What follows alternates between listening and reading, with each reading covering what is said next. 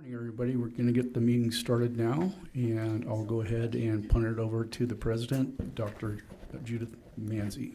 All right, thank you. Good morning, everyone. Sorry for the delay.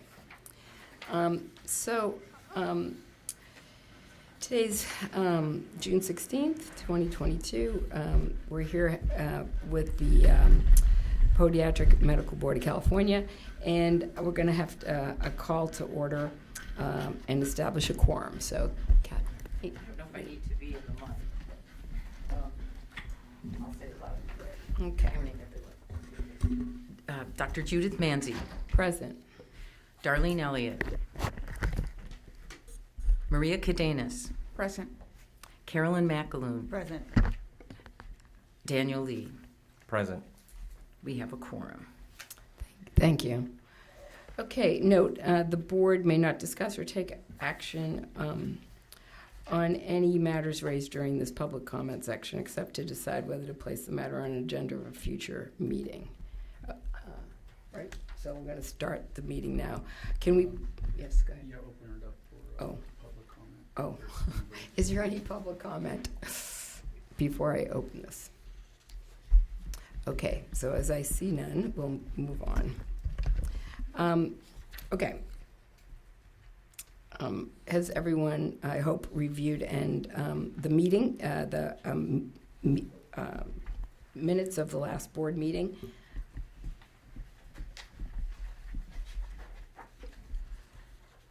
I move to approve the minutes. Okay. Second. McAloon, Dr. McAloon, second? Correct. I'll take the roll. Judith Manzi, Yes. Maria Cadenas, Yes. Carolyn McAloon, Yes. Daniel Lee. Abstain? Abstain? Okay. Yes. It still passes.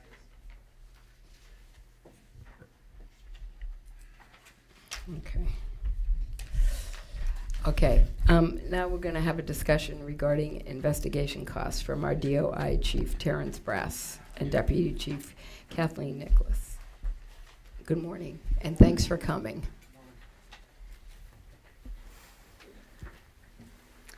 Good morning. I am Deputy Chief Kathleen Nichols. It's my pleasure to update the board on the Division of Investigation's Health Quality Investigation Unit. But before I do, I'd like to introduce you to DOI's new Chief, Terrence Brass. Yes, thank you very much, Deputy Chief Nichols. So good morning, and again, my name is Terrence Brass. I'm the new chief here at DCA DOI, and thank you for the opportunity to address the board. What I wanted to do is just briefly give you some of my priorities for the Division of Investigation moving forward. And one of the first things I plan on doing is to continue to foster, promote, encourage the relationships that DOI staff has with podiatric board staff. That's very important to me. One of the other things I continue to do is to foster transparency. At every stage of a DOI investigation, I want your staff that needs to know where an investigation is, what's the process of the investigation and where that investigation is at a particular time. And they can do that looking through Bree's notes. They can do that looking through special reports that we provide, or if they want to do a case review with us, they can do those things. But transparency is important to me, and we still will foster that. Also important to me is training. We will continue to train DOI investigators in completing timely, thorough, and detailed investigations. We are also in the process of developing curriculum to provide ongoing short-term training to our supervisors in the area of effective case management and effective case reviews. That's important to me. All these things are important to me. And also, for your knowledge, we are in the process of rebooting our Enforcement Academy, if you guys are familiar with that. It offers 11 courses to new and or existing DCA employees who perform enforcement functions. Our portion, DOI's portion of that, would be to provide training in regards to doing investigations. And it's just baseline training. Baseline training is what we're providing. We're also going to be rebooting our onboarding process for executive staff at the different boards so that you know what DOI does and what we can do for your specific board or bureau. So that's going to be being rebooted at the present time. And also, Kathleen will cover this a little bit more, but we have started a internship program. We're trying to get students, college students, more knowledge about DOI and DCA. So we've partnered with California State University, Sacramento, as well as Sacramento City College. And what the program is, what we plan on doing is introducing college students to, again, what we do and how DOI and DCA helps protect consumers and the various ways that we do it. We're in the process of reaching out to other colleges and universities, near field offices that we have, and we have 21 different field offices, to look for potential partners to get this program started some more. And that's it. That's some of my major priorities. So I wanted to share those priorities with you, and I'm really hopeful that the things that we do moving forward will provide a better service, better service to the consumers, DCA, as well as the different boards, specifically your board as well. So with that, I'd like to turn it back over to Deputy Chief Nichols. Okay, as of June 1st, HQIU has 19 investigator vacancies, which is a 23% investigator vacancy rate. There are 17 candidates in background. 7 of those are in the final stage, and we anticipate clearance soon. We continue to conduct hiring panels to identify additional candidates in order to immediately fill the remaining vacancies. We have continued to make progress on our aged cases. The number of cases over a year old has continued to trend down, and our pending workload is down to 1,395 cases, which is 945 cases less than what were pending in January of 2020. So big improvement in the pending workload. One huge efficiency that we achieved was to create with existing positions an expert procurement unit to handle the expert process. That unit was operational in October of 2020 and is staffed with 4 analysts and a SSM1 supervisor position. The new unit is responsible for locating, screening, and sending expert packages for cases statewide. This task was previously handled by sworn staff, and by transitioning the expert process to non-sworn staff, the investigators are able to focus more on their investigative work and complete cases more timely. The unit has been a success, and we recently added a 5th analyst using existing positions to handle resolving certified record discrepancies statewide. The medical records that we obtain need to be certified and submitted with a page count, and oftentimes these certifications are not submitted properly or the page count does not match and it has to be resolved. This task takes the sworn staff considerable time, and as of June 1st this month, we have transitioned this responsibility to the EPU unit as well. So we hope to gain even further efficiencies in the investigative process that will continue to reduce timelines for investigations. Our investigators are attending a 5.5-hour training on sexual misconduct investigations provided by CLEAR, which is the Council on Licensure, Enforcement, and Regulation, which includes training on interviewing victims of trauma. Some investigators completed this training earlier in May, and the rest of the training sessions are scheduled for July and August of 2022. Pursuant to legislation, the medical board is able to obtain cost recovery for their investigations effective January 1 of 2022.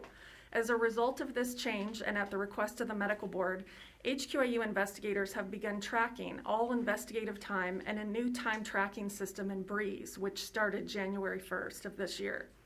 There has been an increase in monthly hours during the first quarter. However, HQIU has also completed more cases for the Podiatric Medical Board than in prior quarters.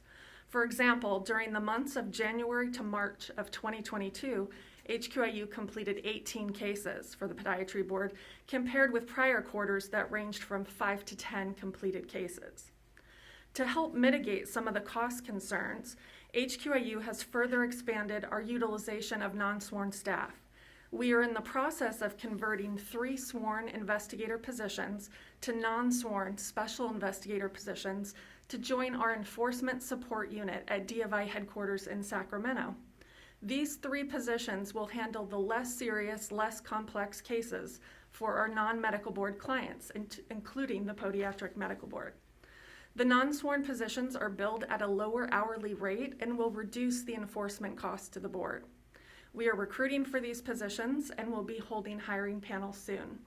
We continue to submit automated monthly status reports to executive board staff on the oldest cases, and we're always available to discuss cases. This concludes our update, and we'd be happy to answer any questions you might have. Okay, I have a couple questions. So you're new to this department? About 90 days, yes. So what were you doing before then? Yeah, so for the last 32 years, you want to go back that far? No, I'm just curious as Yeah, to like, I'm you know. sorry. Yeah, I've been a law enforcement officer for 32 years, 10 years with Los Angeles County Sheriff's Department, 15 years with Sacramento County. So you've been in law enforcement? Yes, for quite some time. Yes, ma'am, 32 years, yeah. Great. Okay, and this other question I have is about so you said, you want to focus on process, training, curriculum for supervisors. Yeah. This process that you're talking about. So just walk me through this a little bit. A complaint comes in. Who's the first person that reads this? Well, the complaint gets sent to us from the What- enforcement coordinator. So Right. when the complaint comes in, it's reviewed by the supervisor, it's assigned to an investigator. Okay, is the investigator a physician investigator, or is it's a law enforcement type of investigator? It's a sworn peace officer investigator who's assigned the case, and when we get to the point of reviewing the records and having the interview with the subject physician, we utilize your podiatry board medical consultants. So there will be a podiatry medical consultant who's assigned to the case, and they will work jointly with the investigator. Okay, so when you look at the budget of what this complaint cost me, the board, is the highest number of what is, if you look at the cost of what a case would ultimately end up us being billed for, is the majority of this being accrued at which level? Like at this process level, or as you signed it to the next guy, like once it got to the podiatry consultant? I mean, where's the biggest expenditure, in your opinion? Well, we don't control the costs from the medical consultants that you have. They're Right. billed directly, so that might be something that they, But Brian, your staff would we're account for. billed for at you're billed least for our time. for your time. So Yes. that's my point, I guess I'm trying to make, is that we start getting billed like the minute someone starts reading this, or the day it comes in, or like how is this billed? You would be starting to get billed the minute the investigator starts performing work on the case. Okay. And you mentioned that like you guys completed 18 of these in a period when you compared it to the last year. You only completed 5 of them. Is this because there's more complaints, or this is because you just became more efficient because of your things you're doing? Well, a lot of it is based on a case-by-case basis. So one case could be very simple and it could be very quick to resolve. That another case, which also just counts as one case, could be very complicated and it could take a much longer time to resolve. So sometimes the cases, it just depends on how many hours are needed for each case. It's not the same amount of hours for Right. every case. I'm just trying to understand, are we getting more complaints than normal? That's really my question. And the number of complaints is not information we would have. That would be something that the board staff would have as far as how many complaints they're receiving. Okay, so then one other question. Out of percentage-wise, so every single case that comes to you doesn't necessarily get to the next step, or does it? Do you have to, every single complaint that comes to you, someone has to review it from you? Every and then single pass it? complaint that comes to us as an investigation has already been screened by your board and determined that it requires investigation. So when we start the investigation, if we get to a point, say we obtain all the records and we utilize the medical consultant, they look at the records and say, I don't think there's a departure here. We don't have to complete every other step. We could just return it to the board and basically have the consultant draft up the reasoning for why the case could be closed. Okay, so the first complaint really is from us to you, not from you to us, right? Like, so in other words, I'm out in the street and I make a complaint, it comes to my board first, and then we send it to you. Yes, That's- and you screen it, and you Right. only send the ones to us that your board feels requires investigation. Okay. So how long have you been doing this? 27 years. In this, okay. This exact. Perfect. So you could answer this question. Do you think then, historically, you know how many complaints we've been sending you, right? I mean, over the years, right? So have you noticed, like, there's a whole lot more lately? Or have you noticed, like, that there were more? What I'm getting at is among my own consultants, which I don't know, is whether or not they're sending things to you that maybe are over, a big increase. Maybe things that maybe should have been resolved, never gone to you, or that kind of thing. I don't think it's a large increase compared to what we've received in the past. I think there might be an increase, but it's not overwhelming. Okay, great. Thank you very much. Thanks for being here. I do have a few follow-up questions. So you mentioned that you have 23% of vacancies currently that you're working to reestablish the process and just to get those through. As there is a backlog of cases to be reviewed, I'm assuming due to those vacancies, are you expecting a budgetary impact that's going to come in a wave and then stabilize? Or what is because there's going to be a cost associated with catching up with investigations that your staff comes to place. Am I correct in that assumption or no? No, there's no backlog of cases. Every single investigation is currently assigned to an investigator, so there's no backlog of cases. As we hire more investigators, their caseloads will come down per investigator, so it will lower their caseloads to be able to be fully staffed. So it'll basically just make the length of time of the investigation just shorter in general? Yes, because the less cases they have at any one given time, then the faster they can work those cases. But there's no associated budget impact as you staff up for tour board? No. Okay. Then I have another question to DOI Chief Terrence. You mentioned access to the BREEZE system. What is the lag time from actuals to the time that we actually get? Is there 1 month or 2 months from the data that we're getting as a board, or the staff will be having access to that? I'll have to defer that to Kathleen. The BREEZE work notes, where we enter our notes as to the status of the case, that's in real time. So when we enter that note, the same day, your staff, if they logged into BREEZE, they could go into that work note and they could see it. Okay. And then we also submit automated monthly reports on the oldest cases. So it's a report that runs on the first of the month, and it's sent to the executive officer and the enforcement coordinator of your board. And that gives the last 5 work note updates for all cases that are within 6 months of the statute of limitations. And that's an automated monthly report that comes. Okay. Thank you. So one other question. So you deal with other boards, not just ours, obviously. Correct. How many boards? Like a lot of them. So the medical board would be our biggest one. client. That's the majority of our work. And then we also do investigations for the osteopathic medical board and the physician assistant board and your board. So Okay. total of 4. So when seeing all the materials that you need to do your job from all these different boards, how do we rate as far as the package we send you? Can we make an improvement that would expedite your job, or are we doing something that maybe we should, that maybe other boards do that is better? Well, I think your board's cases are processed by medical board staff in their central complaint unit, so it's kind of the same process that we get.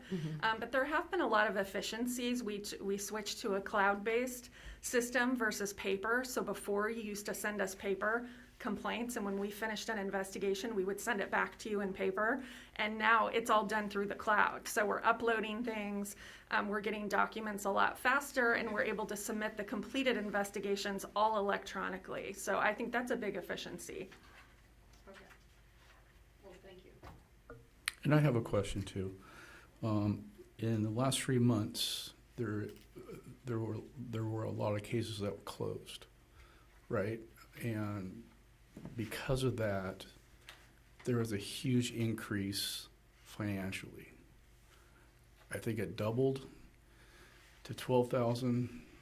We usually average about 6,000 a month. Then I forget what the second month was, but it was quite more than 12,000. And last month was 17,000. That's a big hit to the board. I didn't know that was coming.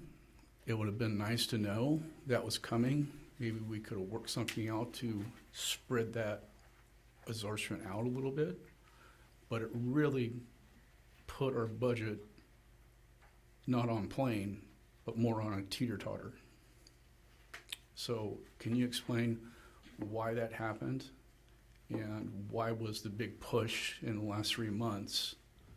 Was it COVID related or?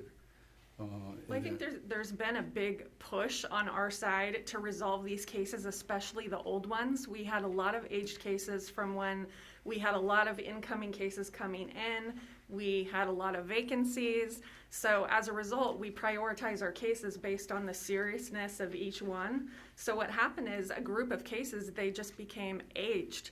And so we've been working with our staff constantly to reduce the case aging, to get these investigations completed thoroughly, so they're quality investigations, but get them completed. So every month, our field offices are working on this. We're focusing on the oldest group of cases, and cases that are 2 years old, that are 6 months from the statute, the ones that are beginning to become a year old.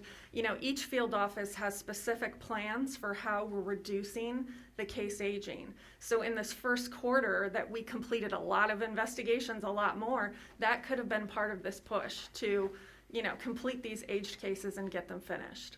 And you mentioned to me at some conversation we had, you have a new time coding system. And can you explain to the board what that is? Yes, the new time tracking system is through Breeze, and it tracks the investigator's time. So they work 40 hours a week as they start working on investigative tasks. In Breeze, there's a system where they go in and they, click which case number they're working on, and then there's a drop down of all their investigative tasks, whether they're reviewing records, whether they're interviewing someone, whether they're, it has a space to bill for travel. Pretty much all their activities are then billed for in 15-minute increments. So the new system is electronic and it's through Breeze. So if somebody makes a phone call, an investigator makes a phone call, and the phone call is only 5 minutes, it's billed for 15 minutes, right? No. In that situation, if there's a 5-minute phone call or a 5-minute task, then that investigator is to work on that case for another 10 minutes. So every 15 minutes that you're getting billed for is actually 15 minutes of work. So you will not be getting billed 15 minutes for a 5-minute task. And what's the check and balance on that? I'm from law enforcement, and there's always check and balance. And I know how things go. People say they work 3 hours on a case, but they actually only worked an hour on a case, but they bill for 3. What's the check and balance to make sure the investigator is actually performing the minutes or hours of work? The supervisors receive weekly reports that are automated through Breeze with the billing every week. So then the supervisor would be looking at those billable hours and then comparing them to that investigator's work week. And we also conduct case reviews, and supervisors read the reports. So your report of your activity, that's how they're checking, would match then what you billed for in the time tracking system.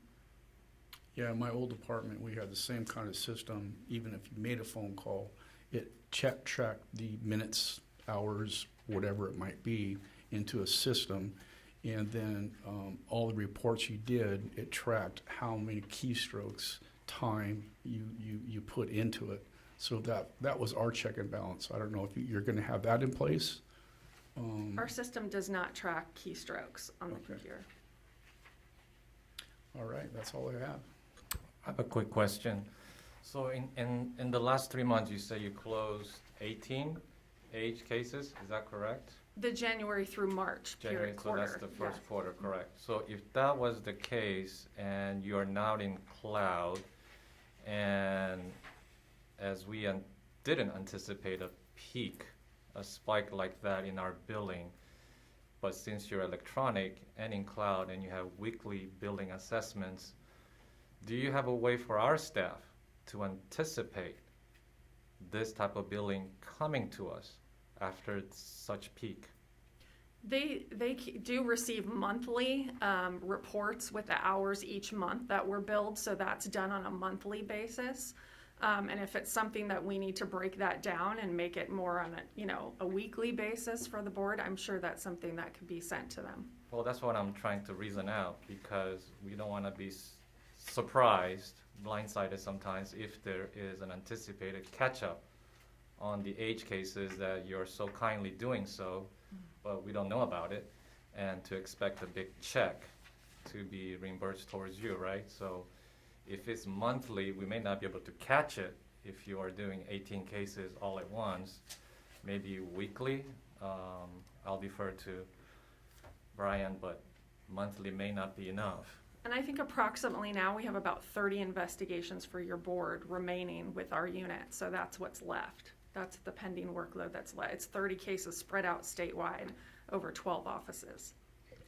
Are any of those 30 cases H cases that you're looking to prioritize to close? Yes.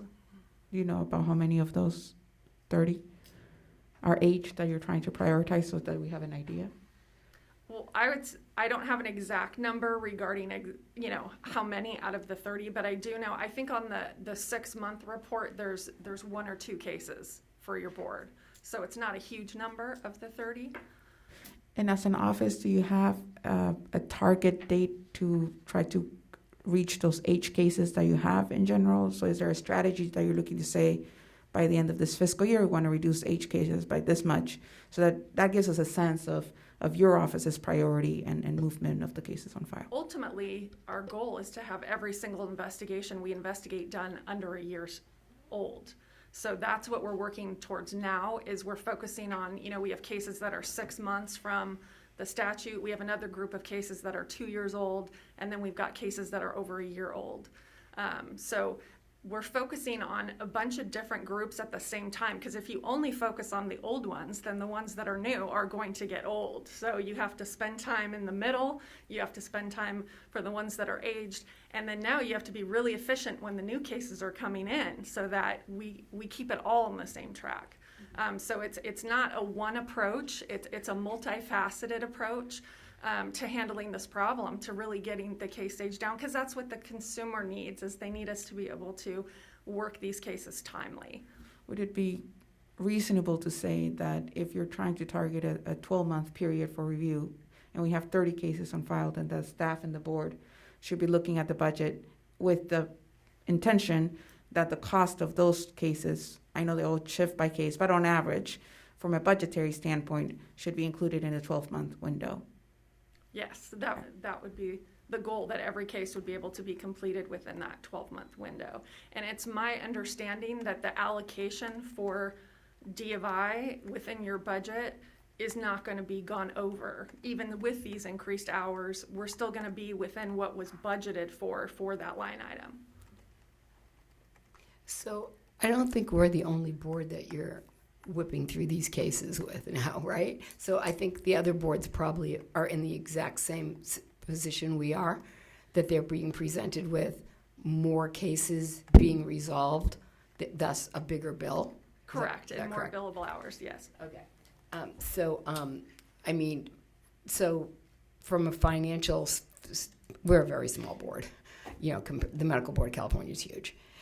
They can maybe absorb it more than we can. I don't know. But I'm assuming they can. So I guess my question is there, I know you don't have a crystal ball, but is there like a catch-up time out there that like we're going to see this calm down at some point?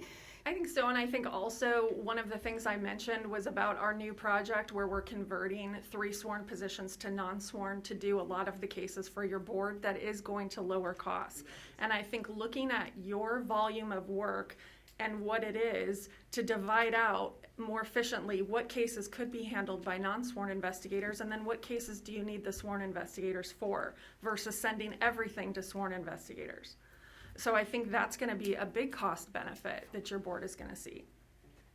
And we're implementing this ourselves to help the smaller boards that can't really make their own non-sworn units, You know, medical board has their own non-sworn, you know, other boards are large, but for osteo, PA, and podiatry, that's why we're creating it in-house, so that we can create that for you, that other option. What is the time period that you're going to make that transition from sworn to non-sworn positions? I know it takes a while to reclassify, write duty statements, and get it approved, right? We've already submitted all the paperwork. We're ready. Those positions should be posted within the next couple weeks, and we've already been recruiting for them. So Okay. we're gonna, you know, expedite the implementation of that Okay, new unit. sounds like it's on a good track then. Yes.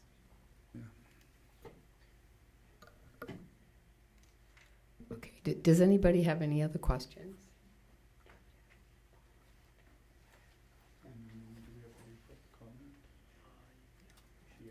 Okay, is there any public comment regarding this? Okay, thank you so much. That's a lot. But thanks for coming. It's really nice to meet you both. Same here. Likewise. Thank you. Thank you. Thank you, and welcome aboard, Chief. Thank you very much. Yes, welcome.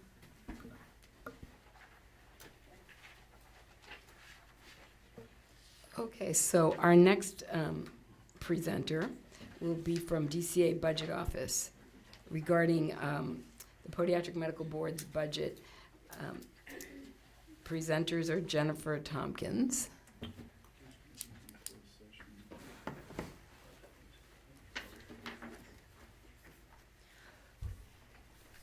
Hello. Apologies, I don't believe I'm on the agenda, but I'm Renee Milano, the budget manager over Podiatrics. And just briefly introducing Jennifer Tompkins, she's going to be presenting, and I'll be available for questions after. Thank you. Good morning. My name is Jennifer Tompkins, and I am a budget analyst with the DCA Budget Office. And I want to thank the board and executive staff for allowing me a few minutes to present the expenditure and revenue projections along with the fund condition statement and answer your questions. So go ahead, please refer to item 6. These are the financial documents I will be discussing today.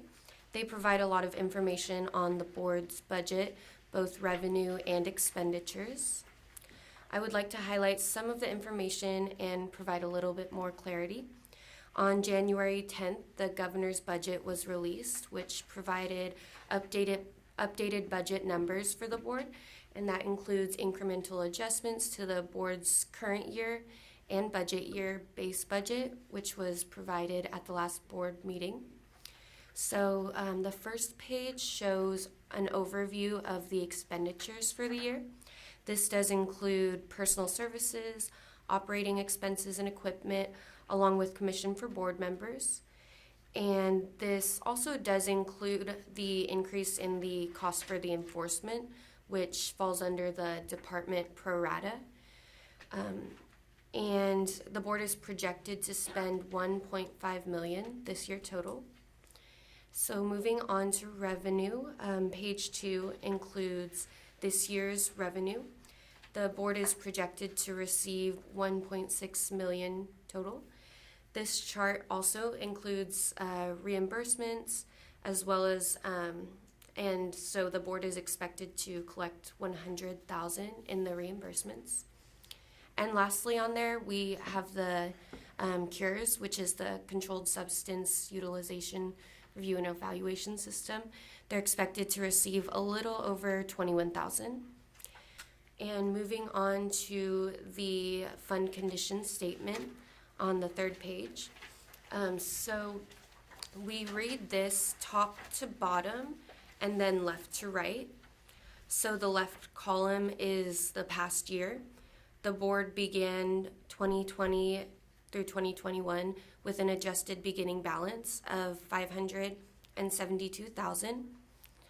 The board collected approximately $1.3 million in revenue, and the board ended 2020-2021 with close to $481,000 in the reserve balance, or about 4 months in reserve. This balance then moves to the top of the fund condition and becomes the beginning balance for the next fiscal year. The months in reserve is the amount of time the board can continue normal operations without any incoming revenues. So for 2021 to 2022, or the current year, based on the governor's budget, the board projects an estimate of 1.6 million in revenue. And the board expenditures as of fiscal month 10 are projected to be approximately 1.5 million. And just a few things to note on the fund condition. One of the main driving factors to expenditures and the incremental increase in future years is a result of the personal service adjustments.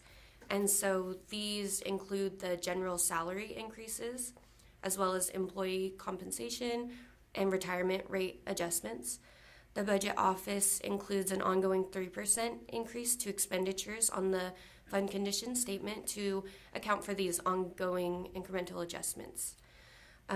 The budget office will continue to monitor the board's fund condition statement and keep the line of communication with the board's executive staff open for any future needs or expectations. And again, I want to thank the board and executive staff for inviting me to today's meeting, and I will be happy to answer any questions.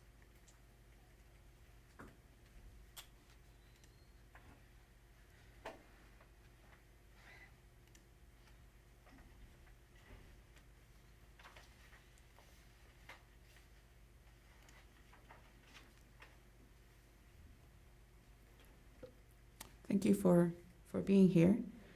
I think recently we did a adjustment on fees to have better projections going forward, but I see here into the upcoming 3 years a continued decline on the months in reserve.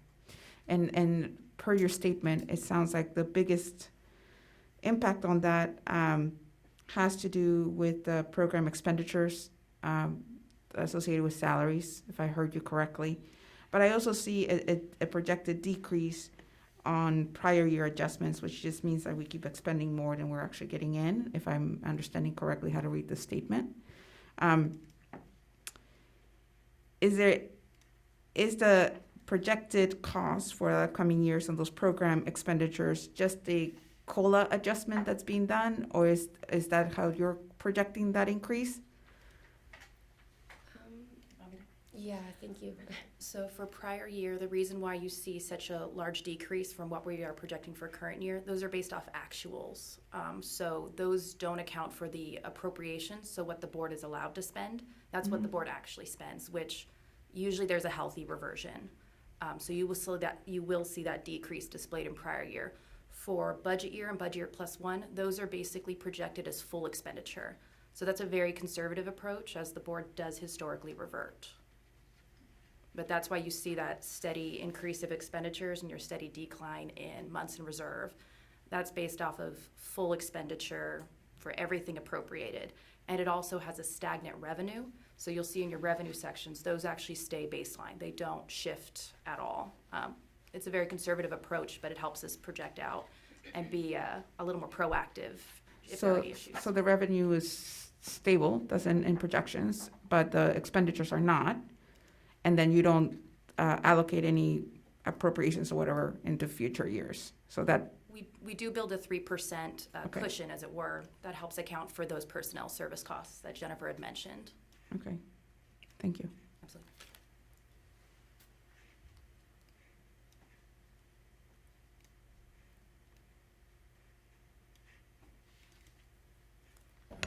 Okay.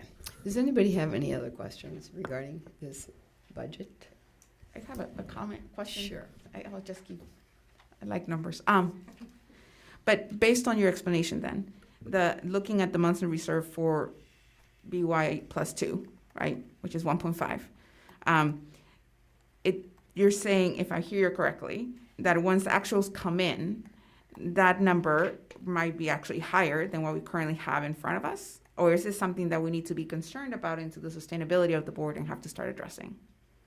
It's definitely something in the future. No fund will ever stay perfectly solvent. It does historically, as expenditures go up and revenues usually stay pretty stable depending on fee.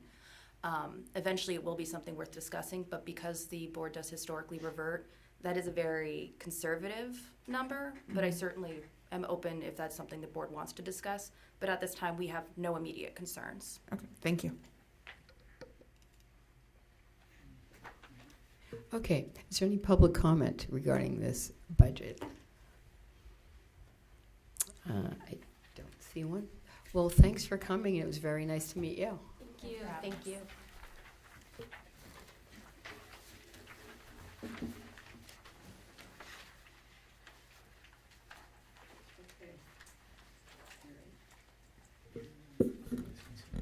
Licensing, okay.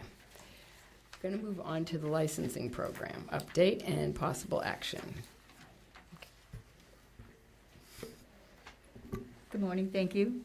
Andrea, can you come forward to give the report, please?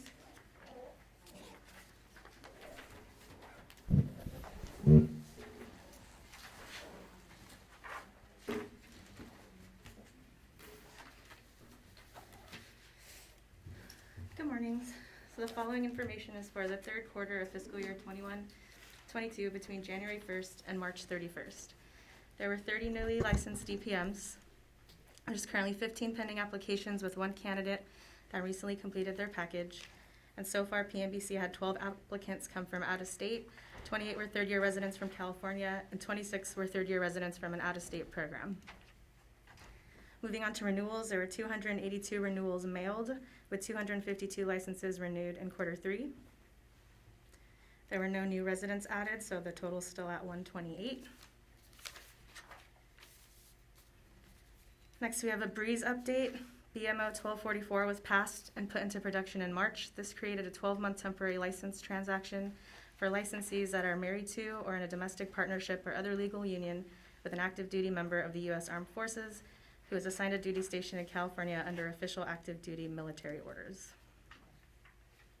And then we have the 3 months timeline. Is there any questions on that part? Andrea, do we have any podiatrists that are using that?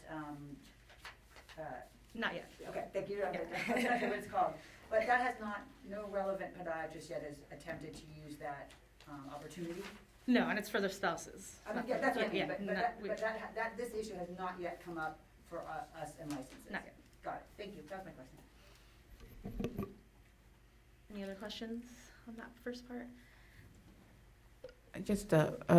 I was just thinking about looking at the licenses. Do we know geographically across the state of California if we have areas where we don't have enough providers for the population? I don't keep track of that information. Because I don't know what we could do, but I think from a consumer standpoint, I would be curious to know if there are areas in California where we don't have enough providers for services, because that provides service gaps. One of the difficulties with that is what we have, I believe, is a do we track our licensees by their home address? We use an address of record for all Address. correspondence. So it may not match. Perhaps I live in Thousand Oaks, but I commute over to Bakersfield to work. I don't know that we necessarily would have that type of information to use the addresses of our licensees to know, is that actually where they're performing services? So I don't know that we have the data. I think it's a valid question and helpful, but I don't know if we have the data to answer that question the way we currently track things, would be my question. Yeah. If we were interested in that information, I don't know that we currently have it, the data to answer that question. Andrea, it doesn't sound like we have it. Yeah, I would be curious. I think for us to understand what is our service coverage of our providers, we already know that there's a gap in terms of people who are under Medi-Cal. And as populations grow and we're looking at, I'm looking at the number of licensees and there's more incoming than outgoing, which is great. However, if they're not coming into areas where we're going to have a service gap, I think we should be aware of that from a consumer standpoint and think about that thoughtfully. So I will request that the licensing committee just look into it and see if there's anything that we do or don't have, and if there's anything that we might want to explore. I mean, I think I can take a guess at this. I think we're really loaded with podiatrists in Southern California. Do you guys agree with that? Yes.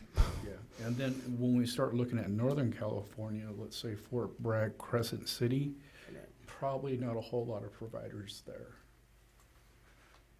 But Maybe one, but I think they have to travel to a bigger city, which would be, I don't know, San Francisco.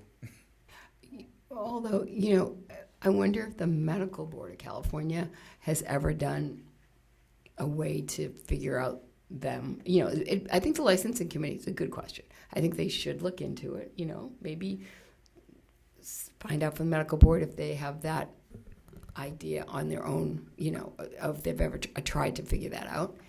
And then, is there a way though, do we have their information of their home addresses possibly, or their office addresses? Don't we have both?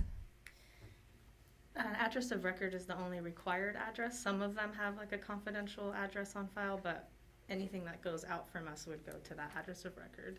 So You can use the DCA search to filter by like zip code or county to look up providers.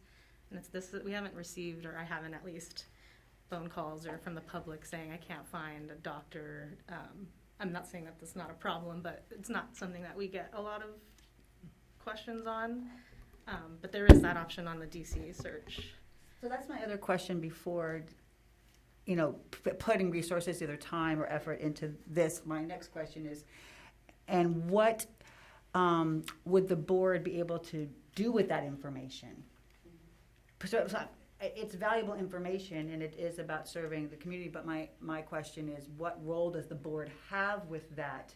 Would we start recruiting doctors to go to those areas? That might be outside the scope of the board, perhaps, but I'm trying to figure out what our duty to perform is before we spend time and effort gathering this data, just because we'd like to know versus, and then what possible action would we maybe take on it. I just want to think this further through about what the benefit would be for us doing this work.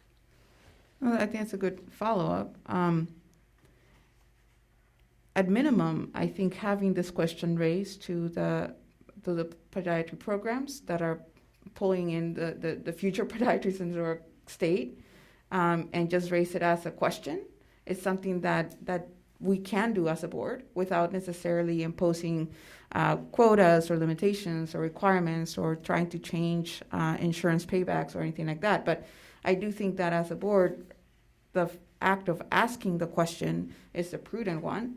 And it might be that the licensing committee determines that we don't need to do investigative efforts inside the staff, and it maybe is just a question to the programs that are currently requesting permission, right, to continue here in the state. I don't think it's an improper question. And the other one might be a simple thing as asking for the service areas of the providers getting licenses, so that when they do go to the page and try to look somebody up, they're not looking up by the address of record, but the area of service, to facilitate consumer access. And I don't expect that slight change to be significant staff requirements, but it's, again, providing very information for both, I think, the field to know what there's opportunity of growth, if possible, and also for consumers to know where they might be able to get service.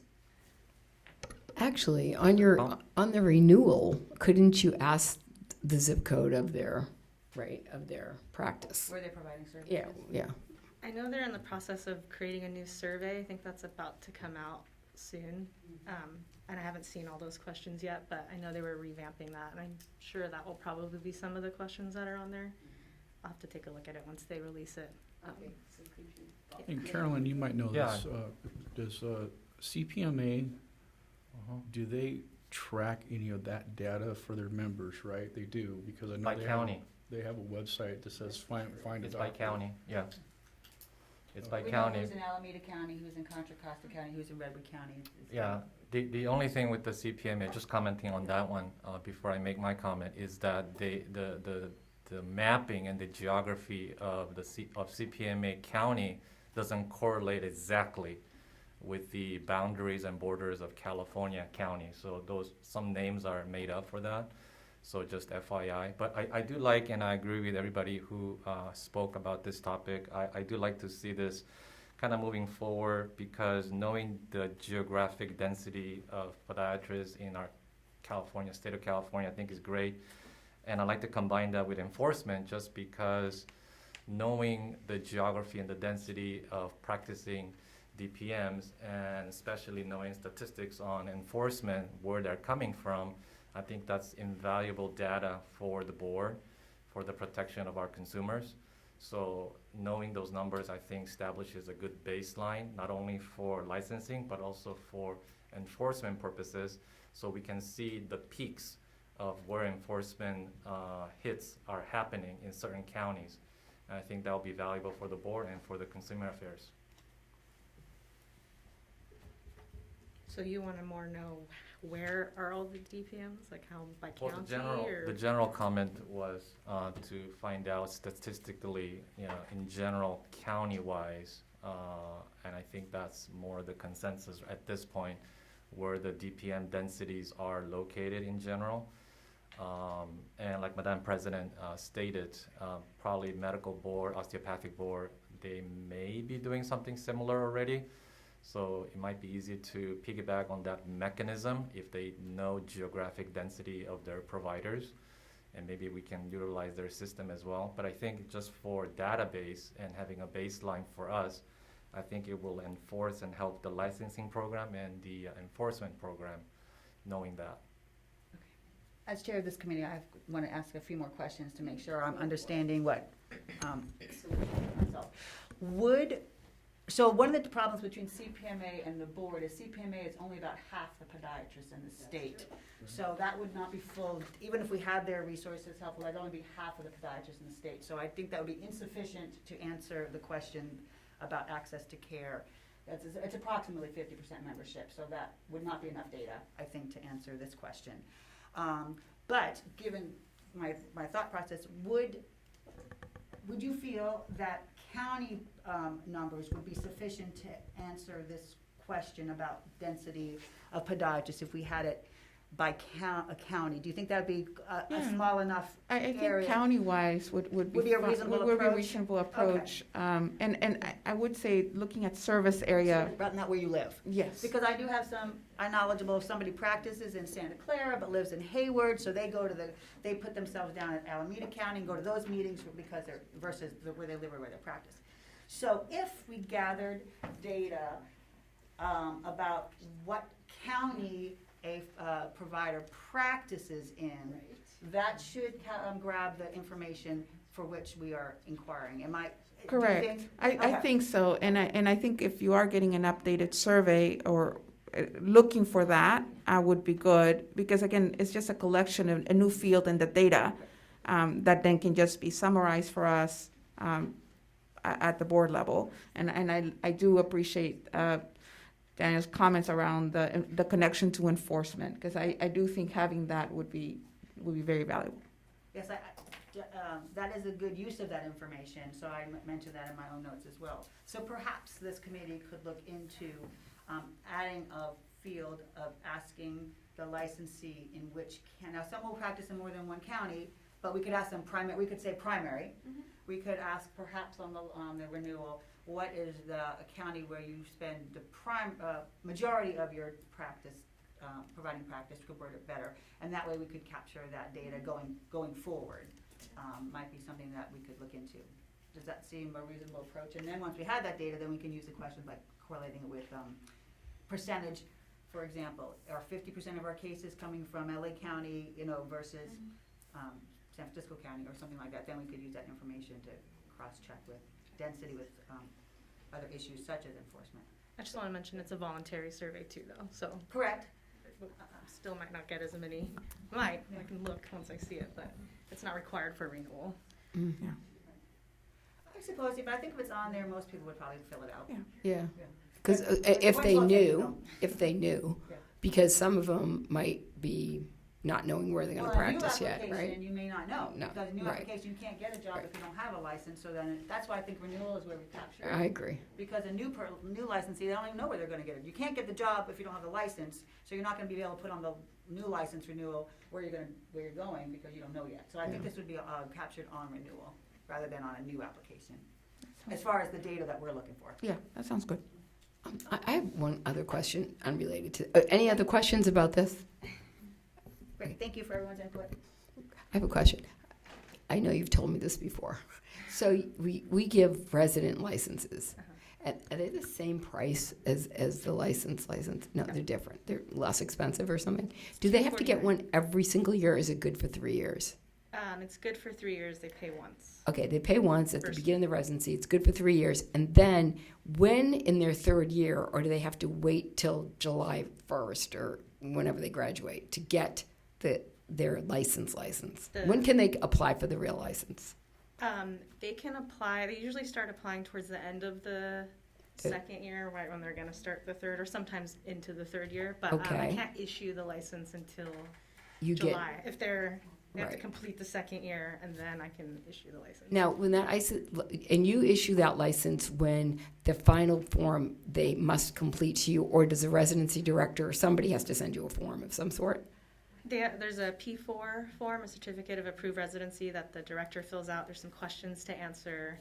They also have to send in their Part 3 score, disciplinary data bank report, pay the permanent license fee, any license verification if they went somewhere else for some reason, and then I can issue the license. Do you make that contact to them, or do they bring all that stuff to you? Once they submit the application, I can pull their file and see what we're still waiting for, and then I'll email them and say, hey, we still need these documents. Right, And but then say they'll give the director the form, Gotcha. and they mail it to us. okay. So it's not that cumbersome of a thing for you to. It's all pretty much streamlined. Yeah, it's a pretty streamlined process. I've got it down now. It's easy Okay. to keep in contact through email and update people and say, hey, this was submitted incorrectly. I need to resend it, or this, and then they'll send it in, and then it usually works fine. Okay, thank you. I know you probably told me this. I just made me think, Dr. Manzi, that's been 25 years since I got my active license. I don't know, how did we do that? But I remember having getting my regular license before I finished my residency, because They have to finish 2 years, so Right. you can get it. right. So that's the other thing. So you can hold both at the same time. Yeah. Because I remember coming to your office because I had a regular license. No, I just I'd like to cover. And Joan would have me cover her practice because I had both my residence license and my regular license. But can you hold them both at the same time? Yeah. Yeah. So that's I remember doing that. Do you remember that? Well, my residents were talking about this the other day, and I was like, I couldn't even answer the Yeah. question. I remember that's how we did it back in the day. I don't know if we still do it like that. My name on your license? Thank you. Thank you. All right, go on vacation and I would go work. Okay, so then finally we have the applications for approval of the California Podiatric Residency programs. There are 19 separate California postgraduate clinical training programs that are seeking approval of applications for residency programs offered for the 2022-2023 academic year. The only change was DVA Greater Los Angeles is now UCLA, it's still the same director, and the licensing committee recommended to approve all the programs at the last meeting.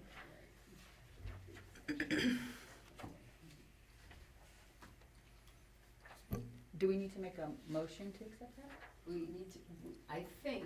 Last time, we had that big discussion about one of them that, It was on probation. Or on It's no probation, longer on but probation. no longer. The So- website's updated. so we don't need to re-vote on all these, do we? Or I do think we? everybody does The whole full board Yeah. does, yeah, okay. before I can start.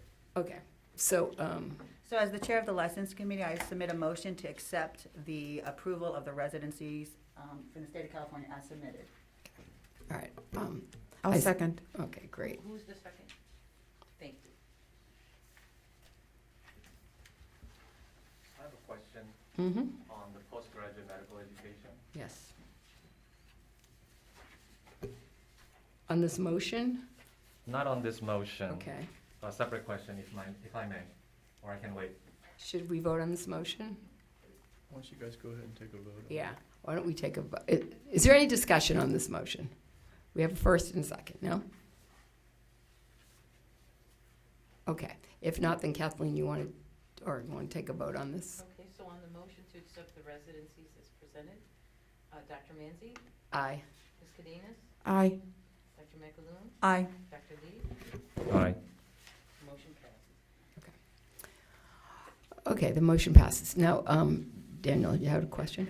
My question in regards to the postgraduate education, I see that we have a collection of 19 residency programs, but I understand in California we also have fellowship programs. are they seeking approval from this board? Is there a mechanism for such thing, or are they running it by themselves without the board approval? Oh, boy. That's done at CPME. They have on their website a list of fellowships, but I don't deal with the fellowships. It's just the residency programs, which is also approved by CPME. So Daniel, just to give you a little historic background, this was a big thing of mine. I kind of felt that, you know, we have these fellowships, they're in California. Some of them are approved by CPME. CPME, the Council of Podiatric Medical Education. But but there are fellowships in California that aren't on that site, that don't have that stamp of approval. You can pretty much set up a fellowship. I mean, that's how it's kind of still the Wild West out there.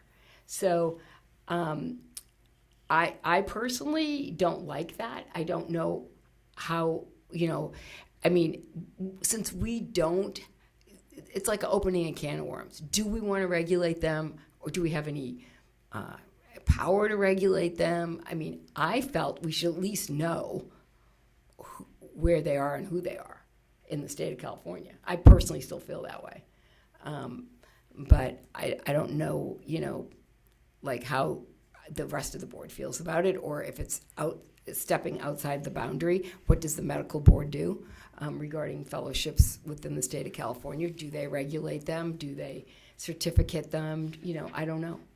Yeah, I wasn't so concerned about regulation, more of an approval to exist under the practice law of California. So if trying to be consistent with the other boards. So my curiosity is if that's happening with the other medical boards where they have multiple specialties and residencies and fellowship programs.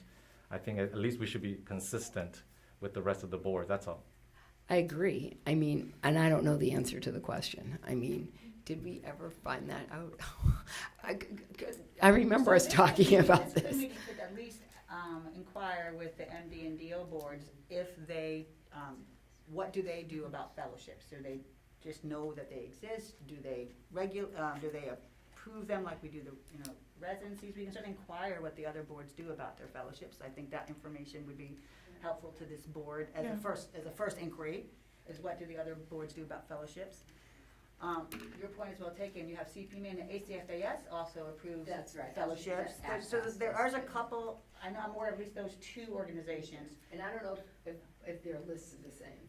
I think the requirements are, it says you have to graduate from an approved residency program to get licensed in California, so. Right, the fellowship is not required, but there are fellowships that do exist. I think they get permanently licensed to go into They do, those. that is So you correct. don't need a resident license. Correct, so we're not talking about the provider, we're talking about the program. Which CPME approves. Can, but is not required.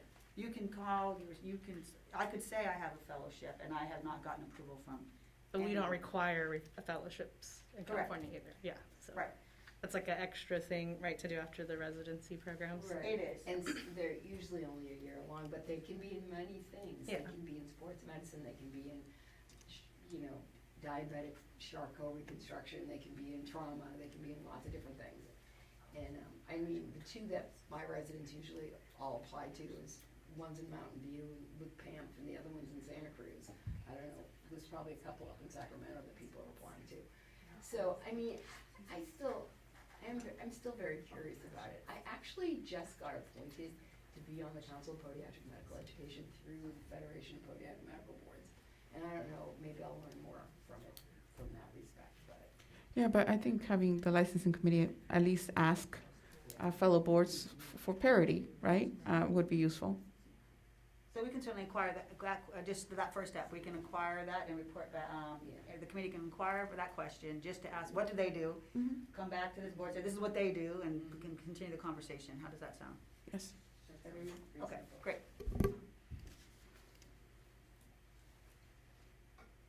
Any other questions? And that was the rest of the licensing report. Thank you for approving those programs. Now I can start issuing and renewing. Everyone's itching to get their license. Is that time of year? Yeah. Thank you, Andrea, very much. Thank you.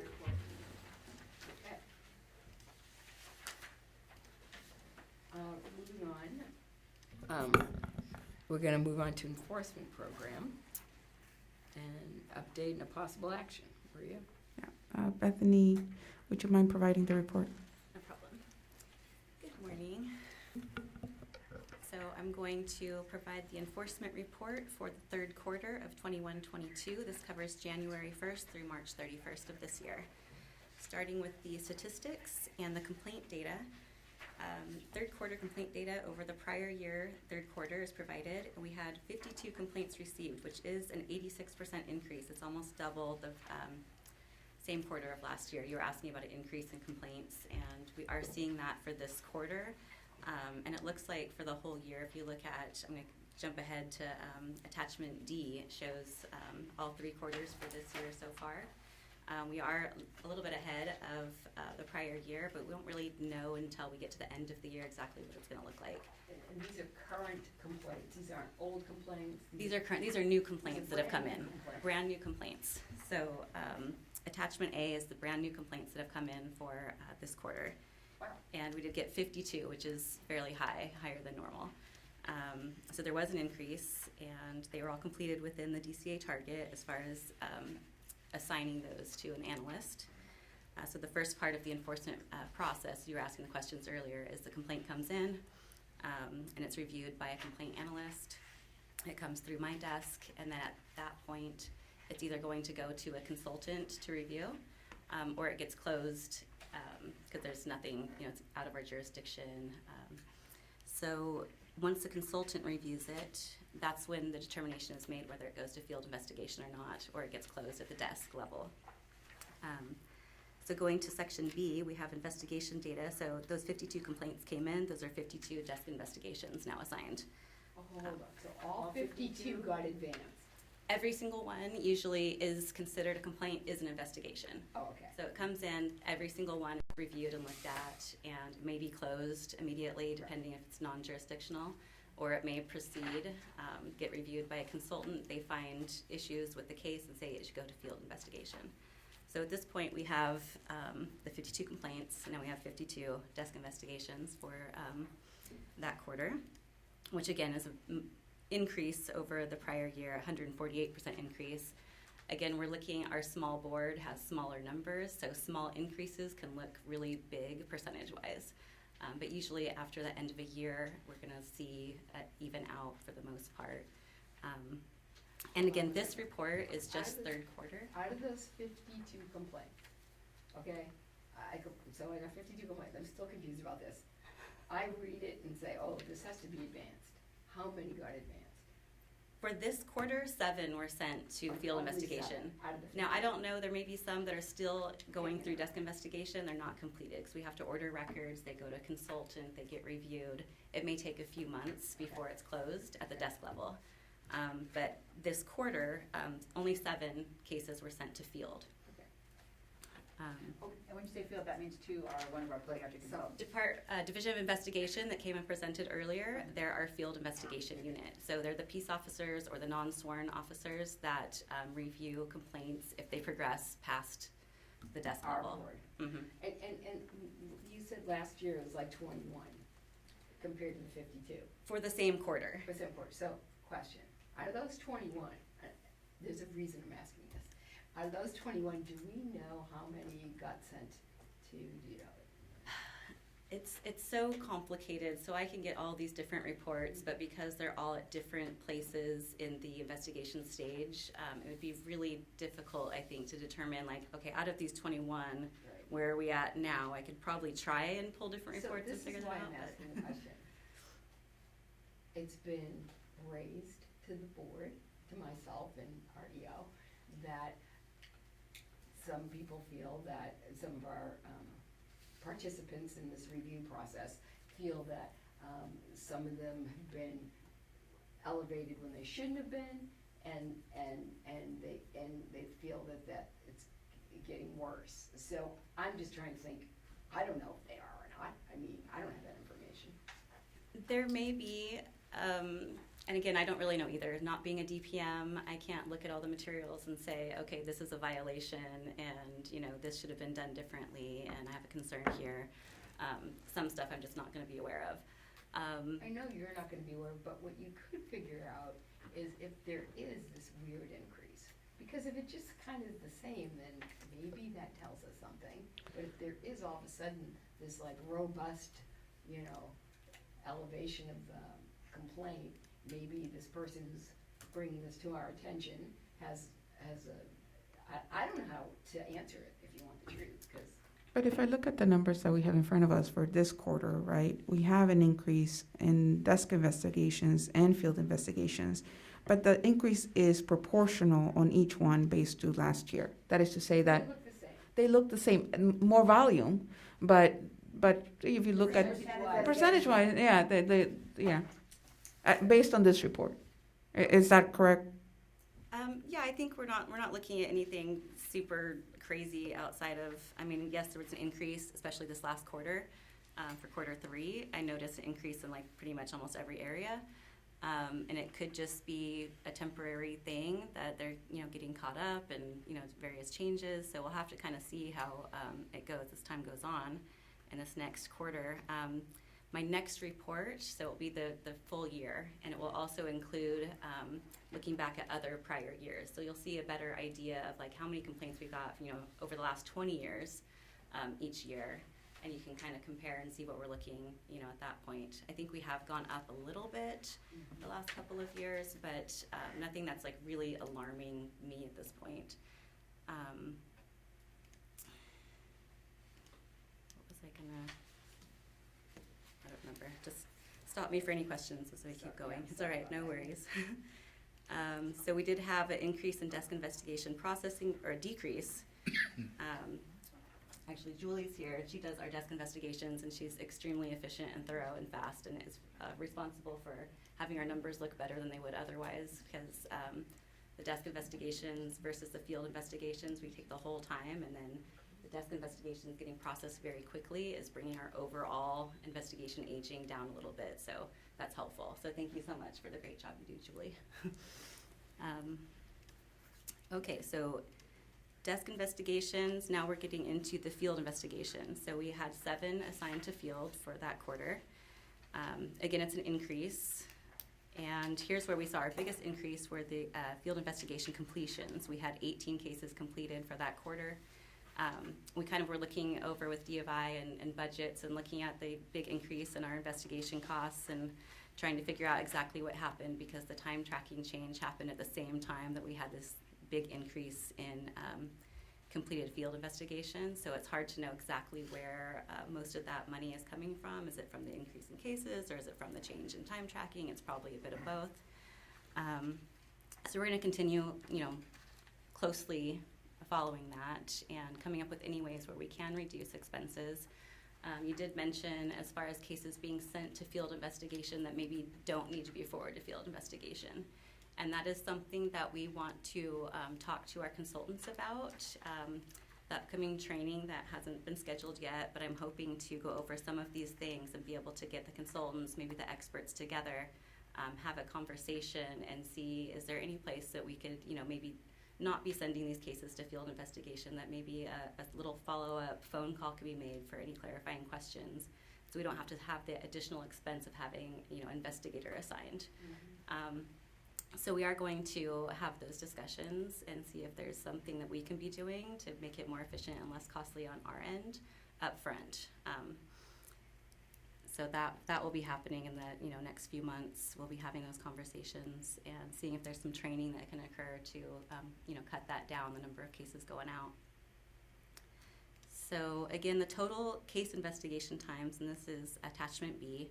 These include desk and field investigations. It shows the average days to complete investigations at 145 days. DCA target is 125. We're above that. We usually are. Most boards actually are above the targets for investigation and AG times. We've asked them to look at that, but no changes have taken place yet. And again, I have a little information on the total number of complaints. So out of 51 complaints closed during quarter 3, 70% of them were closed within 90 days, which is pretty good. 12% between 91 days and 1 year, and then 18% took longer than 1 year to complete.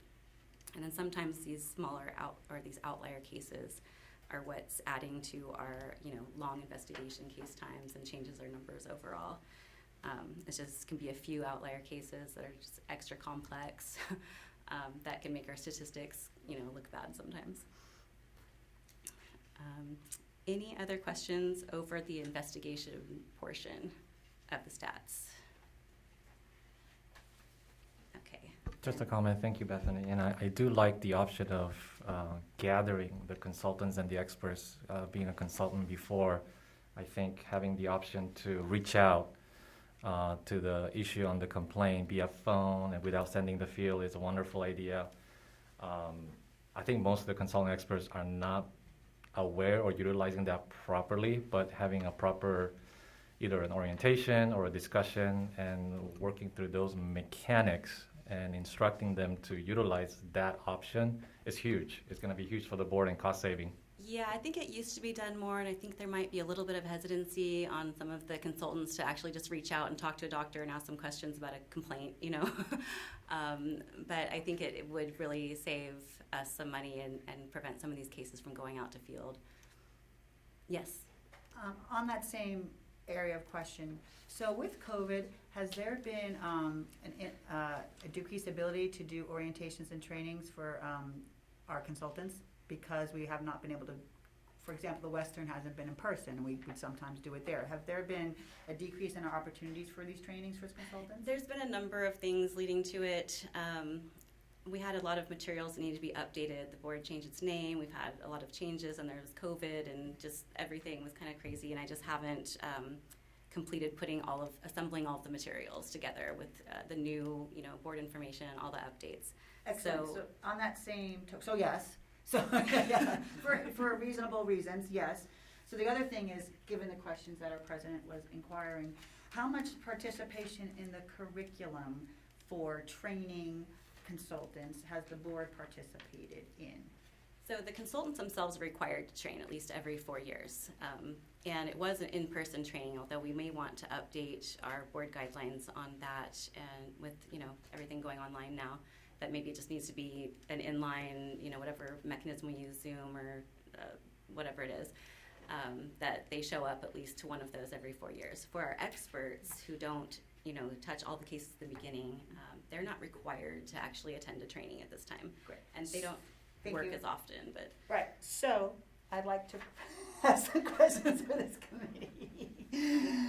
I think this board needs to review the curriculum for orientation and training for experts and consultants, and see that we are. Can we touch on that in a second? Oh, Because we're fine, going to get to the expert consultant apologize. part, and then we'll just Yeah. go through the stats, and then we'll touch on the expert consultant and No look problem. at that. I'd be happy. Perfect. Okay, awesome, thank you. Very lively conversation. Well, we haven't seen each other in 2 years. I know, right? A I'm lot of super questions. That's why everybody's talking so much. There's 2 people here I've never met in person before, so hi. Attachment C is the disciplinary data. We had 6 cases initiated in third quarter. That shows a 600% increase over no cases before, so it looks huge, but again, it pretty much evens out throughout the year. We had 1 final order go into effect. No citations issued that quarter. We had 1 probationer added, 1 successfully complete probation, and we had 1 probation violation case submitted to the Attorney General's office. At the end of the quarter, there were 8 licensees on probation. And then we have attachment D, which is basically a summary of the complaints, investigation, and AG data over the last 3 quarters of this year to date. So we show that we have a total complaint increase of 25% for the year to date, investigation increase of 26%, and looks like a 7% increase on time to complete investigations, for averaging 182 days for completing investigations. We've had 10 disciplinary cases initiated through the Attorney General's office for the entire year so far, which is the exact same as the prior year. So again, you can see we had 600% increase, but as far as the year total, we're looking the same, we're even. And we've had 5 final orders completed so far compared to 6 last year. We had 1 accusation withdrawn, dismissed, or declined, and compared to 3 prior, so that was a 67% decrease. And that's really it for the disciplinary. Section E is the Attorney General case aging data. This is information that I received from them directly, so it may not have everything input in, but it's current through May 10th.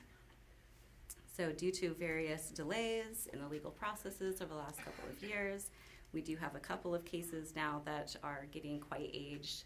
One in particular has been going on for several years now, and it's just, there's really nothing we can do about it because there's other cases that are going on, criminal cases, and then they just, extend the timelines, and okay, now the trial is going to be, 4 months from now. Now we've extended it again, and so unfortunately, this one case, I'm afraid, is going to, might really throw off our numbers quite a bit with our case aging data once it finally completes. We're hoping that it's going to complete soon, but just so you know, that's going to be coming in the future, and for that year, whatever year it completes, it may make things look extra bad. But it is like that outlier case, and because we're a small board with few cases, it just happens. So we currently have 13 plus active cases pending completion at the Attorney General's office.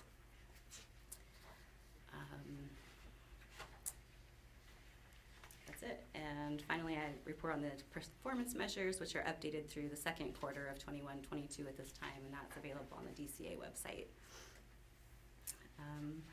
Any questions on the statistics before I move forward? Okay, I'm going to move to the probation program update. We got the enforcement payment tracking figured out, so we now have a good report that's operating well, and I'm able to get those numbers.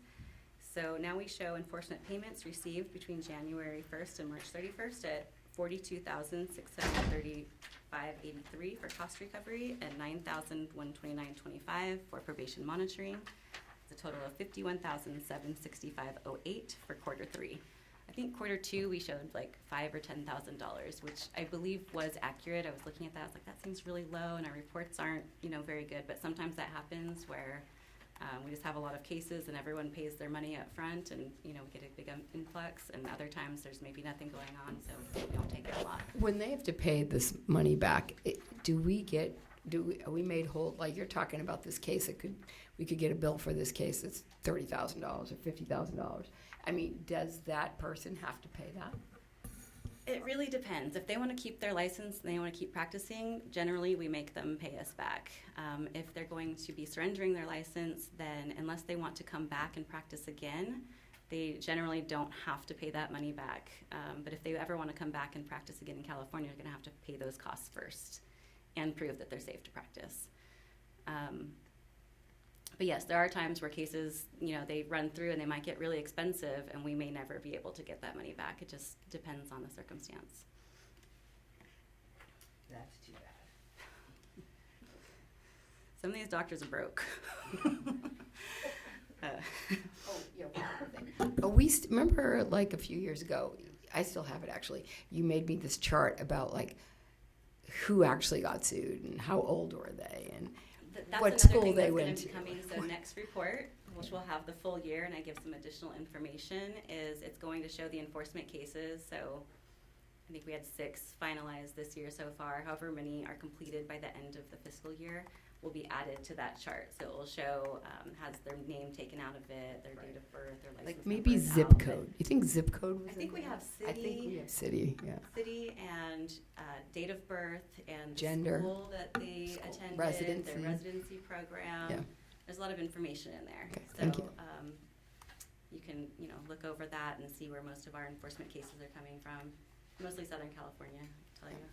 That's where most of our podiatrists are as well. Any questions on the probation program? Okay, so finally, section 3 is our consultant expert program update. Again, still working on those training binders. We did have a couple of things reviewed. The application and the minimum requirements were reviewed and updated by the board, and it looks like now the board is wanting to look into possibly the training curriculum itself, which would be great timing for it, since we're wanting to get that going. I actually would like to get that going as soon as possible. And I think it'd be very helpful as far as updating some of those other issues or addressing them up front, and just having everyone have a discussion together.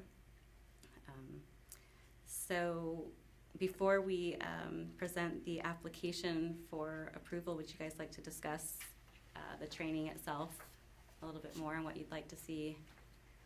Well, one thing that I'd like to see on the training portion, if possible, would be that phone call that we talked about reviewing the file and perhaps reducing some of our costs and streamline the process. I'm not sure if the phone call is the right way, and I was just thinking about that. And we do have means to do Zoom these days and have a DCA account, our own account, and have them use it, because we can't monitor that as far as hours, if they're legitimately spending that time discussing the case with the complaint. So maybe explore that option if it's doable. I think it's more of a neutral environment rather than having the expert or the consultant use their own phone line to call. It's not so neutral. Seems very adversary. So I was hoping to find a neutral media that they can reach out, and maybe Zoom is a possibility, but I just want to throw that out there during the discussion with them. Possibly. I don't know if we can get DCA emails for our experts and consultants because they're not actual board employees. They're, on contracts. And I was just thinking like a link, Zoom Yeah. link that they could use neutrally. that's an option possible. I don't look into that. Yes. I don't know what's in the current consultant training binder. So I would like to ask that that's shared with the board so that we know what you got. We could read through it and then we could say, ooh, I would like, what about this, what about that? I'd like the board to be able to look at the curriculum that we have so far. I understand it's a work in progress, but like you said, great time for It's a us great time to give send it out, and I input. can get your feedback Yeah, so if you and could share with us what you got. finalize it. Yeah. So I would like to request that we get that so we can look at it.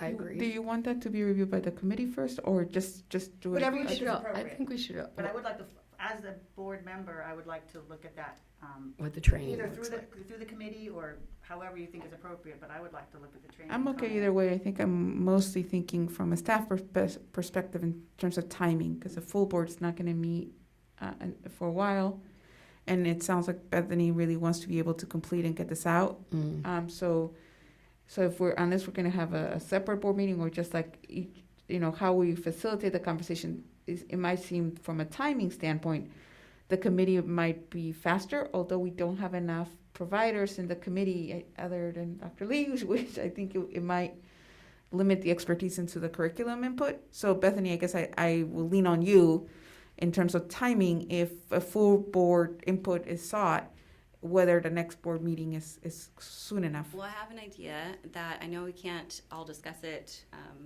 together outside of a board meeting, but I could send each of you the information. You could give me your feedback individually, and I could bring that forward to committee, and that would streamline it a great. little bit, make it move along a little faster. I So, think that's a great idea. That sounds good. Also, here's my other question. So we talked a little bit about this last time. There's so many consultants and there's so many experts. And some of them historically have been with the board for a long period of time. 52, so, and some of them do their job very quickly and you kind of lean on them. And that's great because it seems to be working. However, since they've had that kind of history, I think, or maybe, I don't know them personally or whatever. It's your relationship with these people, but maybe do you think there'd be any benefit for us to have them come to one of our board meetings? I don't know if that's possible, but to ask them what their experience is like. Do they think it can be improved? Is there something they want to tell us about the process? I would love to find out, how many of these cases, have you, are just so frivolous? I really just don't know. I'm wondering from a legal standpoint, would it be okay to have board members at the training if no specific cases are discussed and it's just the process? Yeah, can you? board members can be at meetings that are where, for example, if there's another association presenting on a subject, multiple board members may be present as long as they're not discussing with one another the substance or of whatever's being talked about as it relates to this board. So at our trainings, we don't go into specific case details, so they wouldn't have awareness of like a specific case that's in process. It's just the overview and technical training, basically. Right. I don't think that would be a factor in as far as Bagley Keene is concerned. What would be problematic is if the board members began to discuss policy or any type of deliberation on future action that they might want to bring to the full board later. Would it be appropriate at all to have a representative of the board come and maybe give a little segment at the training and go over specific concerns or like goals? I think, if I may, it sounds like the board could be present at the trainings, just not discussed among each other what they're hearing. And then we can bring our input and insights at the next board meeting That's Okay. fine. to make it public. Okay, great. That sounds good. May I also suggest before the meeting, if it's possible to, because I'm trying to piggyback on Madame's President's comment about trying to find out what input, suggestions the experts and the consultants have had through these years. Is it valid to use simple things like maybe SurveyMonkey? Is that legitimate enough? Is that beyond the scope of what we can do to ask them? I'm not familiar with SurveyMonkey, but can you explain what that would look like or what that would entail? That probably would look like an online survey where they click on it, they put their names, and we'll have a set of questions that we as a board designate and get their input, and that summarizes it at the end.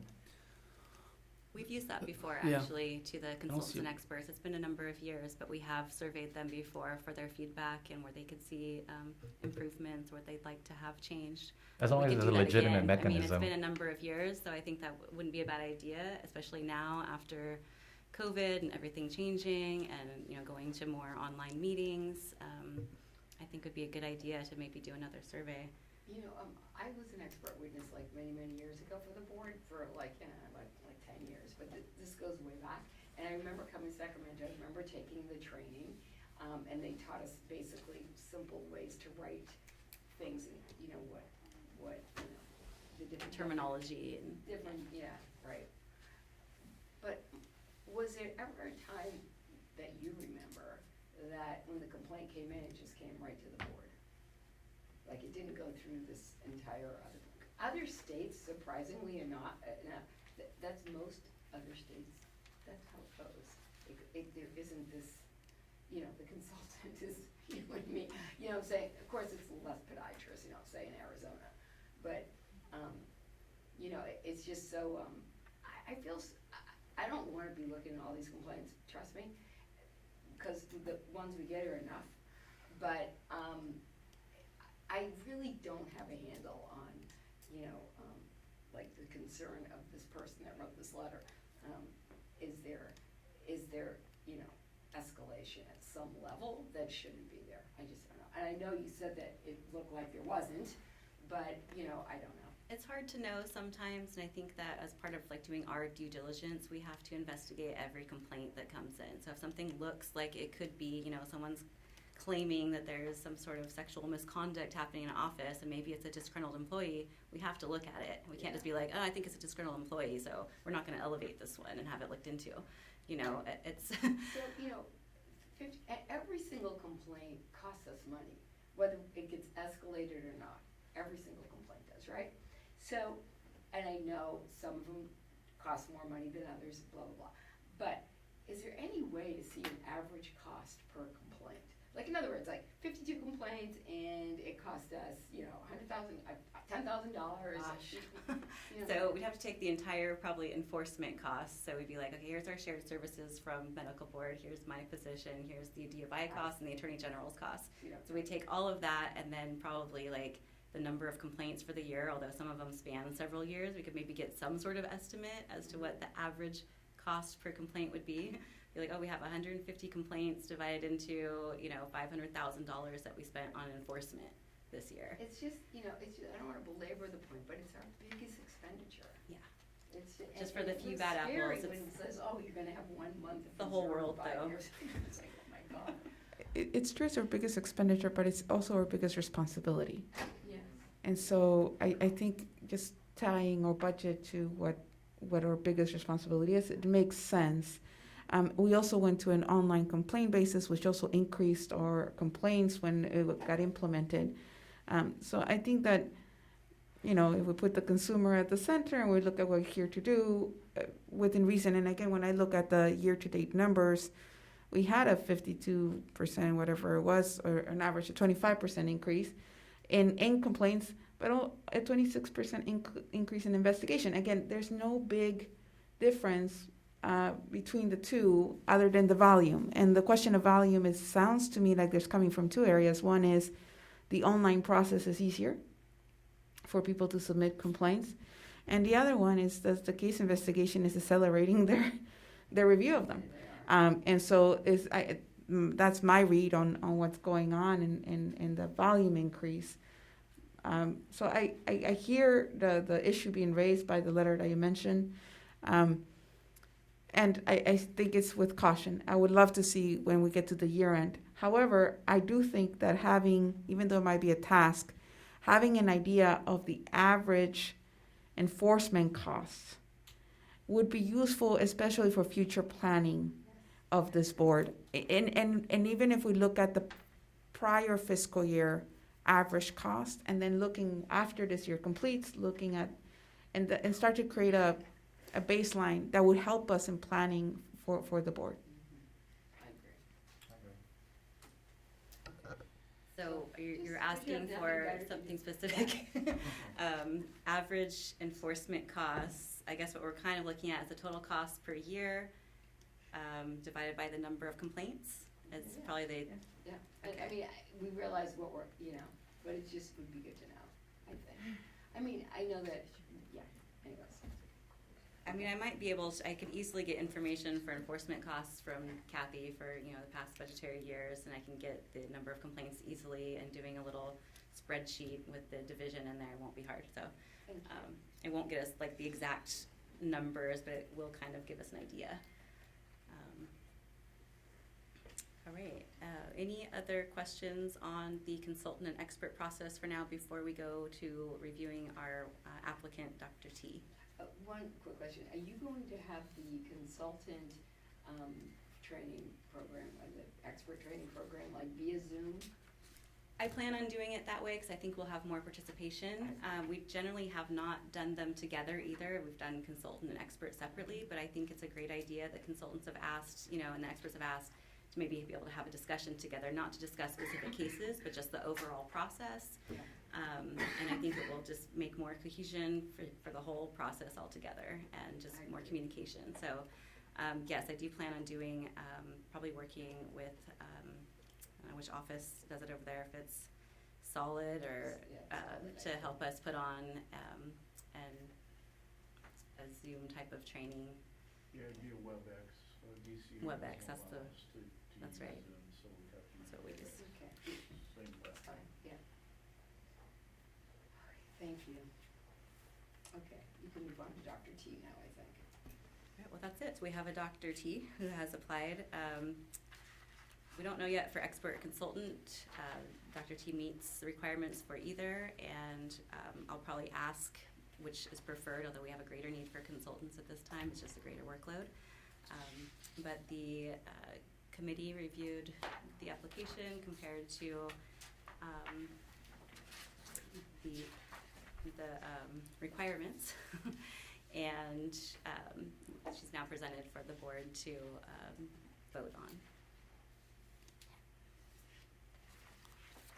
Can we discuss? Sure, let's discuss. Okay.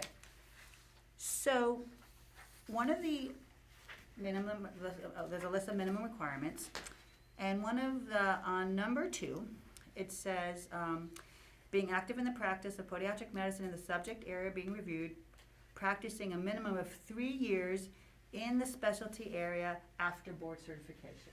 Okay.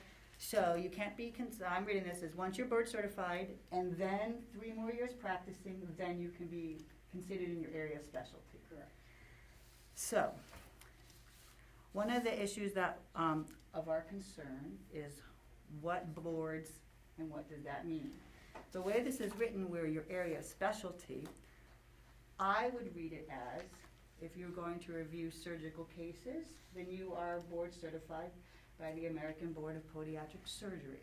If you're gonna read any other podiatry cases, that you could be board certified by the American Board of Podiatric Medicine.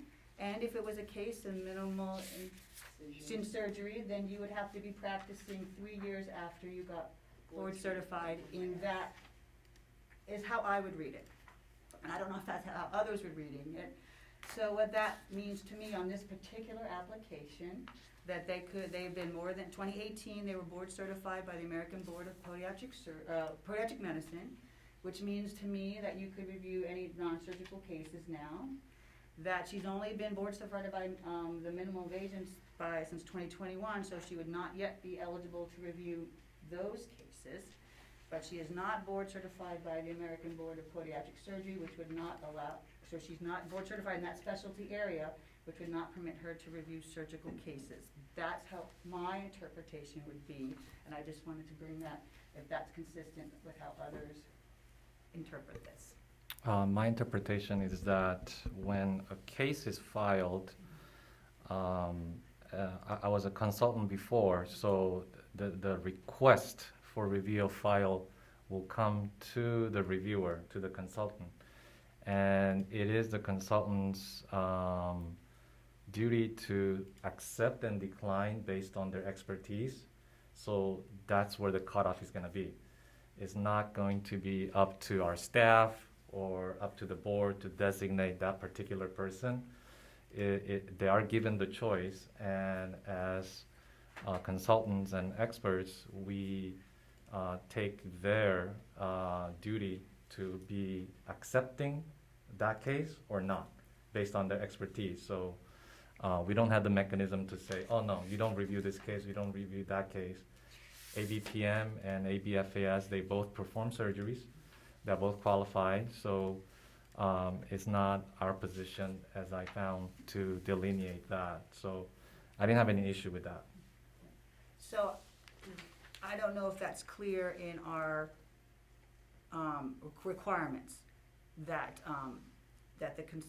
because for us to accept them as in their area of how is this written? In their specialty area after board certification. So we're leaving that, I hear you, currently, we're leaving that to the consultant to decide, but is that consistent with what our duty is and is receiving these applications? That's my question. That is consistent with the other medical boards as well. I was part of the committee that reviewed this. Right.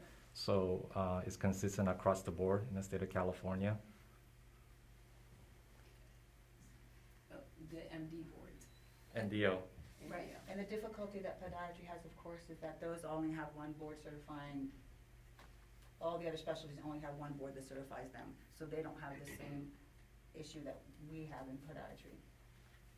I submit. So in other words, if you're saying, like, if a general surgeon has a complaint against him, anybody who's on that consultant board could say, oh, I can't take that case, would have the duty to say, I'm not a general surgeon, I'm not reviewing that. Well, even within the general surgery practice, let's say someone does laparoscopy and someone doesn't do laparoscopy. They excuse themselves because their practice does not consist on laparoscopy, for example. They could be general surgeons and do colorectal, but they're not usually doing colorectal. They just do open procedures in the abdomen, so they will excuse themselves and not be the reviewer. So they can be labeled as general surgeons, but within that, they have their own practice. So I think we have followed the same model anyway. They do have to sign forms as far as like conflict of interest and to certify that they have the experience required in order to, testify on the particular details of that case or complaint. And since they have to be called possibly to testify in court and show their credentials, if they don't really know what they're talking about or haven't worked on those cases, that's going to look bad for them and possibly, really destroy our case. And So- Bethany, could you remind us, I mean, if this is an issue, has there been historically an issue with a consultant that wasn't practicing in their expertise who accepted to review? Because I had never heard of that. They will decline a case if they don't have experience. Because I have in too. it. Yeah. Yeah, I've had them decline. It doesn't happen a lot, but sometimes they're like, no, I'm not going to take this case because I don't have experience in this area. So And historically, we haven't had problems with that. I think if, they're doctors, they've gotten this far, they've gone through all of this process, I don't think they're going to take something generally that they're not, comfortable with or familiar with. And I'm assuming this is something that is also covered in the training, Yes. so. Yes, I and think that- before every single case, I mean, basically, here is the synopsis of the case. Do you have experience in this area, and do you have no conflicts with this individual? Can you review this case for us? They have to, certify to that.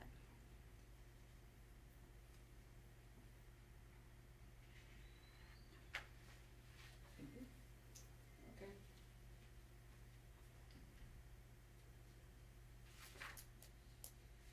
So now what happens? Here's her application, right, his or her. The board gets to decide if they want to accept this individual as a consultant for the board, even if there's maybe concerns that there's not enough experience in certain areas. Again, that's covered in the training, that they're not to Yeah. accept cases if they don't have experience, As in the chair of subject matter. the enforcement committee, I'll move to accept. I second. Okay, any more discussion about this? All right. Okay, let's take a vote then. Okay, so as to accept Dr. T, Dr. Manzi, Aye. yes, okay, Ms. Cadenas, Aye. Dr. McAloon, Yes. Dr. Lee, Aye. thank you, motion passes.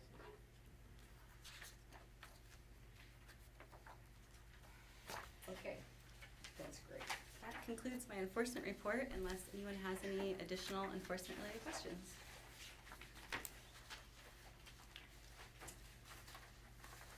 I think we're good. All right, until next time. You guys, it's noon. Does anyone need a break? Do you want to keep going? Let's keep going.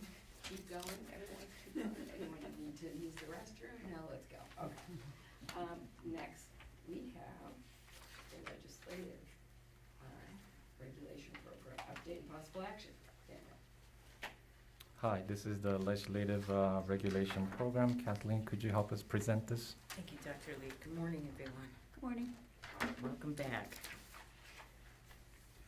There's two bills that we're watching that are both very important to the Podiatric Board. The first one more so directly relates to authorizing a limited permit in podiatric radiology, authorizing the radiology of the foot, ankle, tibia, and fibula.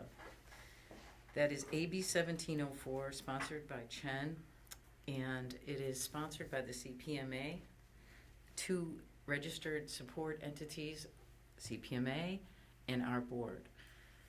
Yesterday it was heard in the Health Committee at the Senate, and it was voted back out to go back to the Assembly, so it looks like it's going forward. I think Brian may be able to speak more specifically, but there were two thoughts on it that will probably have to be addressed. One is the 100 hours. There was discussion that it should be increased or somehow looked at. And the other one was a clinical test, that the person who is getting that limited training will also be tested, for actual doing of the X-ray. So Brian, maybe you have some insight to add to 1704. Yeah, there's a little bit of insight.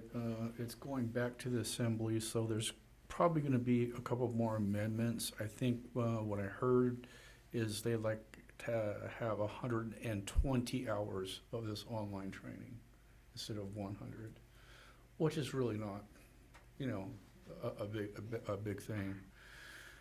And the second thing is the board, the first reading of this bill, we were in the driver's seat of this whole thing. So this program would have been under us, right? And we had to do the financials on that. As soon as we did the financials on that, that would be probably a new position, a new license type, you know, the whole 9 yards, breeze workup, you know, everything. It came down to it would probably kill the bill.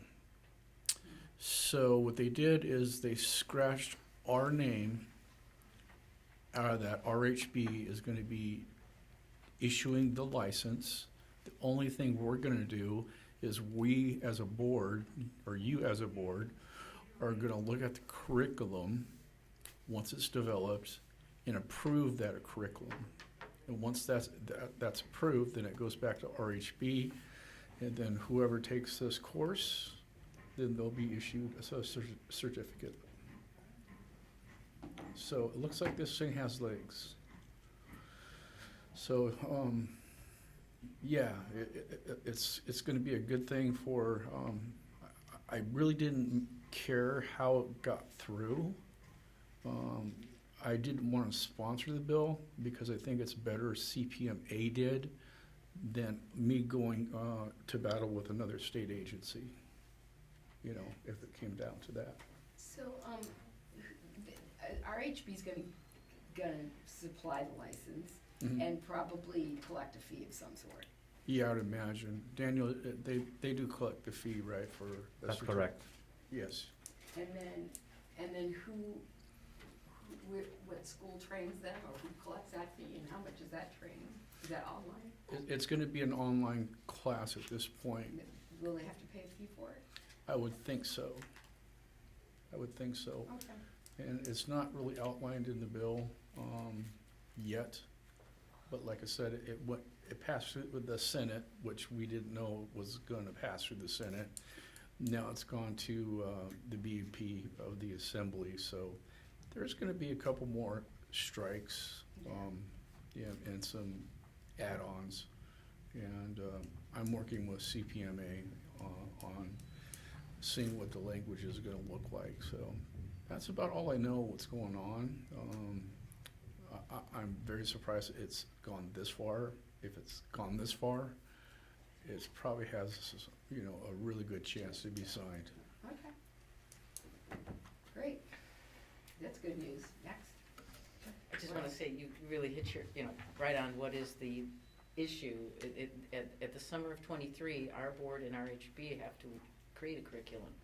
And then who's going to teach it? It could be an individual DPM offering certain things, am I right? That's probably the way it looks, because none of the schools right now see a commercial value, but they will. But I think the first step will be for some leader to take the curriculum and get it going. I wonder if we should contact PACE, because I saw them at Federation in New Orleans. They were there, and I asked them about this. I said, would this be something you'd be interested in? They said, yeah, of course. I mean, we have all kinds of training possibilities. So And our previous board member, Dr. Mansdorf, used to teach the class. there you go. So, He was the one who gave the class before they taught it. really? Neil taught the class. So he's a, Yeah. okay, well, very We have a resource center. Yes, exactly. dust off that.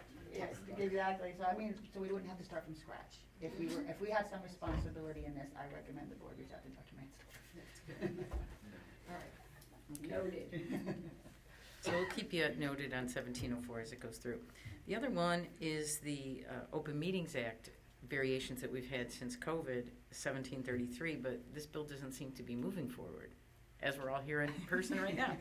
So I don't know if it'll continue, what the numbers of the communicables are, in the future, but at least we know what will happen if they do go up and how to handle it. So what this bill now is saying, it's called a hybrid meeting. And what that is board members could do the regular WebEx. They don't have to disclose their location. However, a person like me and staff would have to be in a public place, ADA compliant, for public to come in. As you see, we only have one person from the public, and I think you're from DCA. So, The DCA public. you know, it would be a good thing for the board members, especially DP and everybody, or just everybody, because you could just do it like we used to do with WebEx, and then get back to your business. And honestly, it would be so cost effective. I mean, we don't have that much revenue in flying people around and everything, and hotel Right. rooms and everything, gas, I mean, everything. It would just be really a benefit. So hopefully, I don't know, Joe, have you heard anything more on this bill? As of yesterday, there is a renewed push from the state to support 1733. There is a companion bill brought through the Brown Act, which affects actually lower municipalities and at the city county level, and their language is a little bit different, but it's aimed to allow for teleconference as well.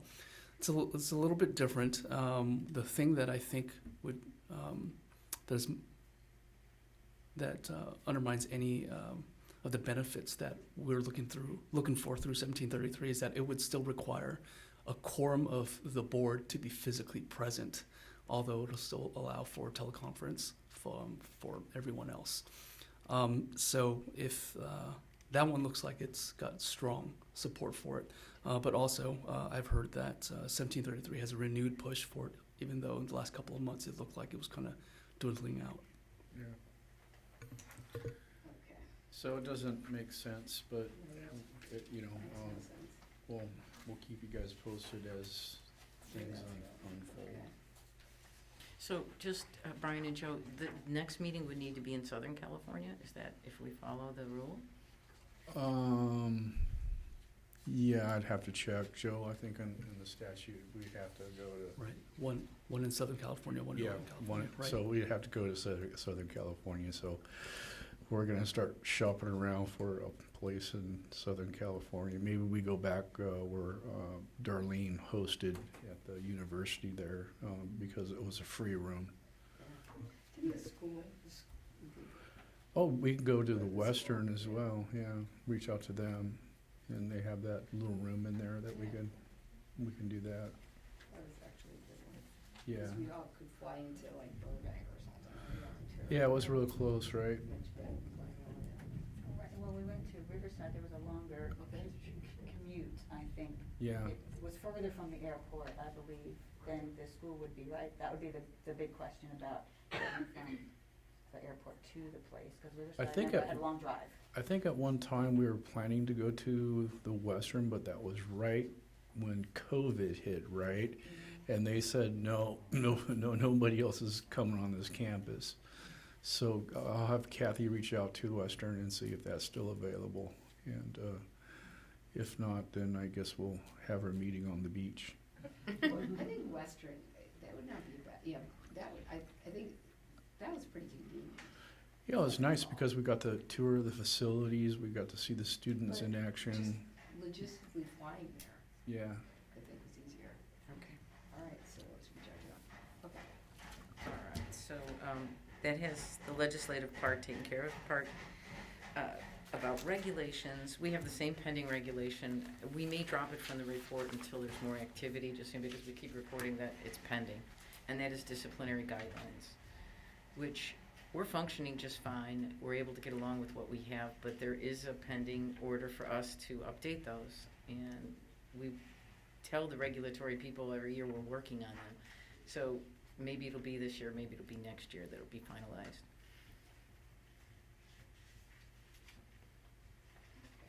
Great. Anybody have any questions?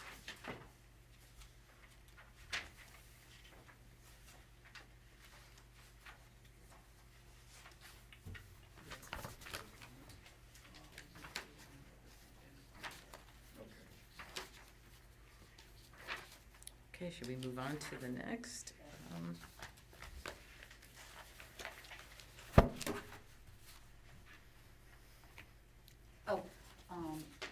For the Public Education Program Report. Chair is not here. As a committee member, I would like to ask Kathleen to give the report. Okay, well, we have Thank you. two main topics in the public education area. First one, of course, is the newsletter, which is attached. And I'd just like to compliment everyone who was involved with that, including a board member here, Dr. Lee, who was able to solicit some residency input. It was very helpful. The editors suggested we put it on the front page, which we did.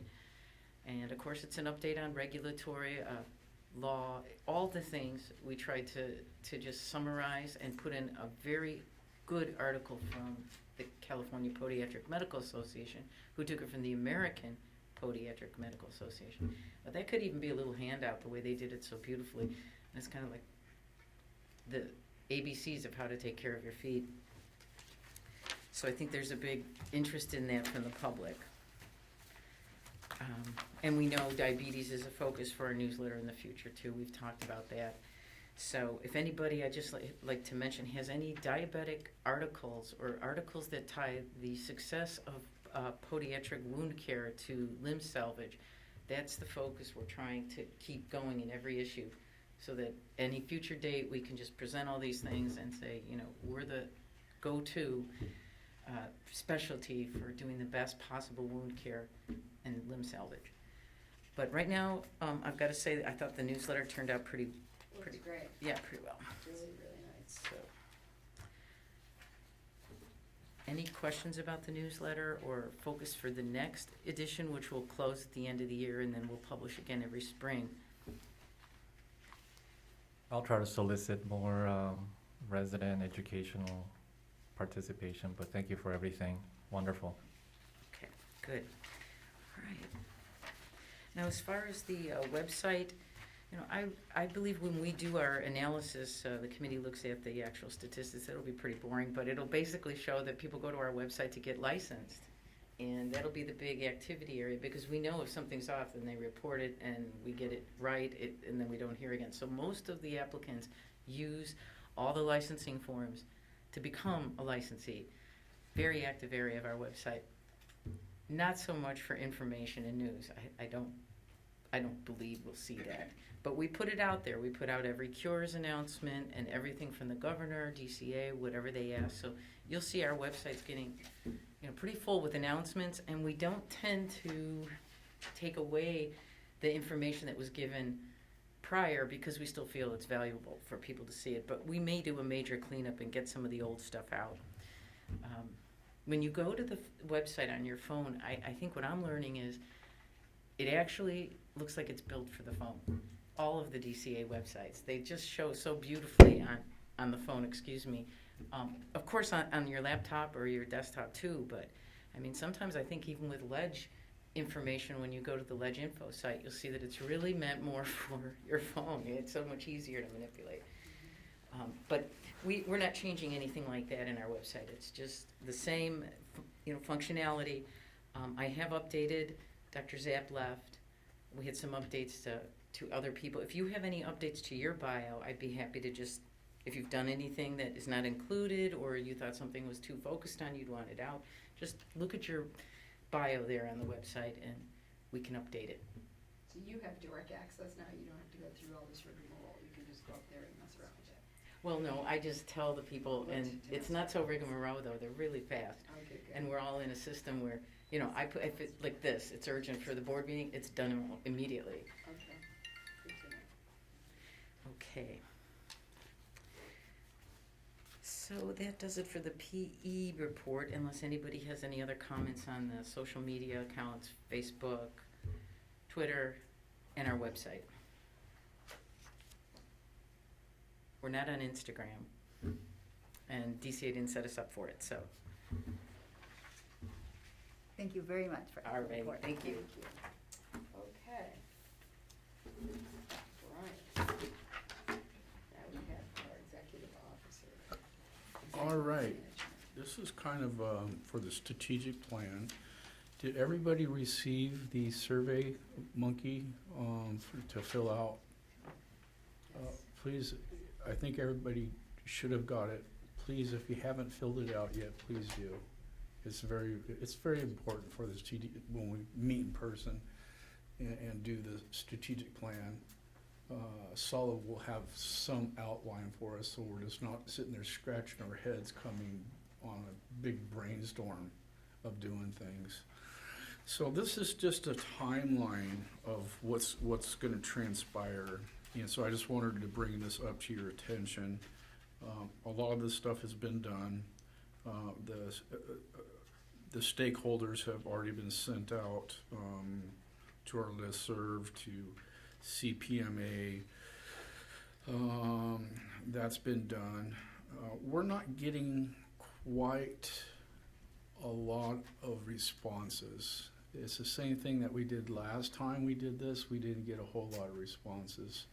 So we're trying to have CPMA push this out to some of their members, and maybe they can assist us in gathering this information.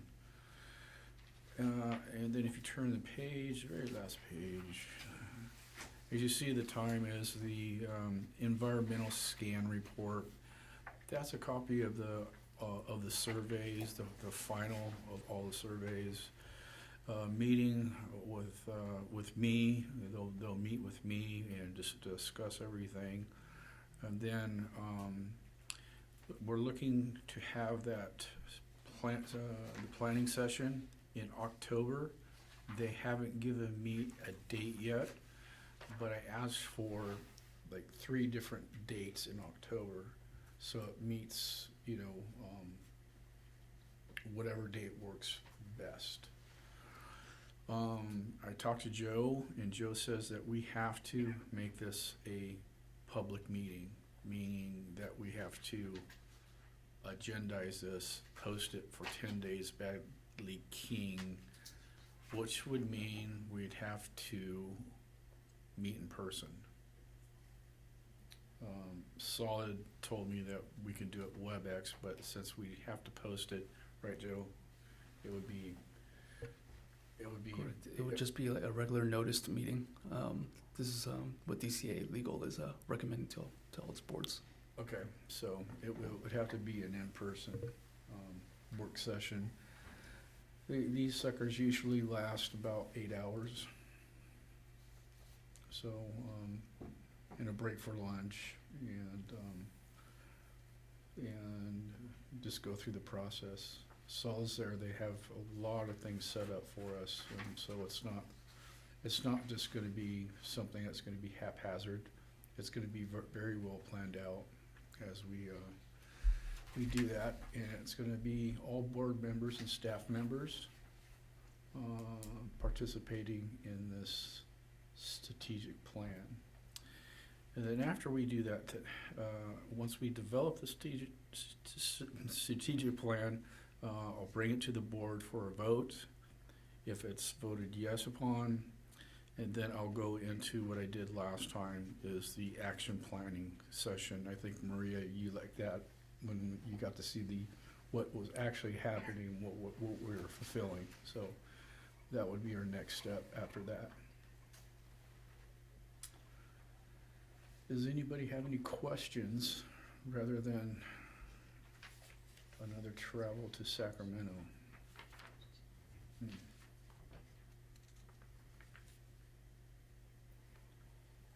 Yeah. So we have a board meeting also in October. Yes, Correct. that's what I did last time.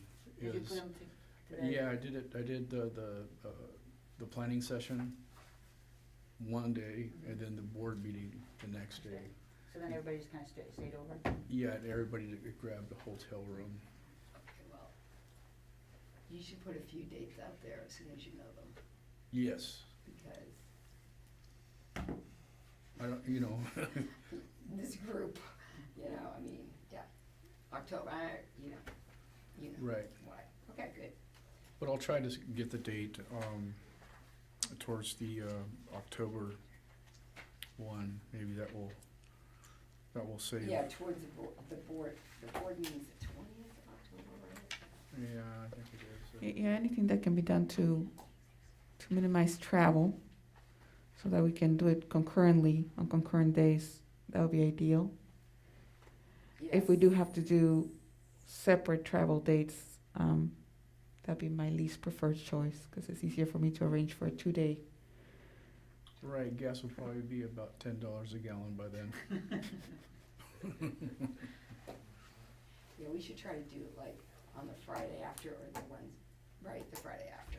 The Friday after, Yeah, Okay. Yeah. that's what I'm trying, I think. the 21st. Best, yeah. Okay.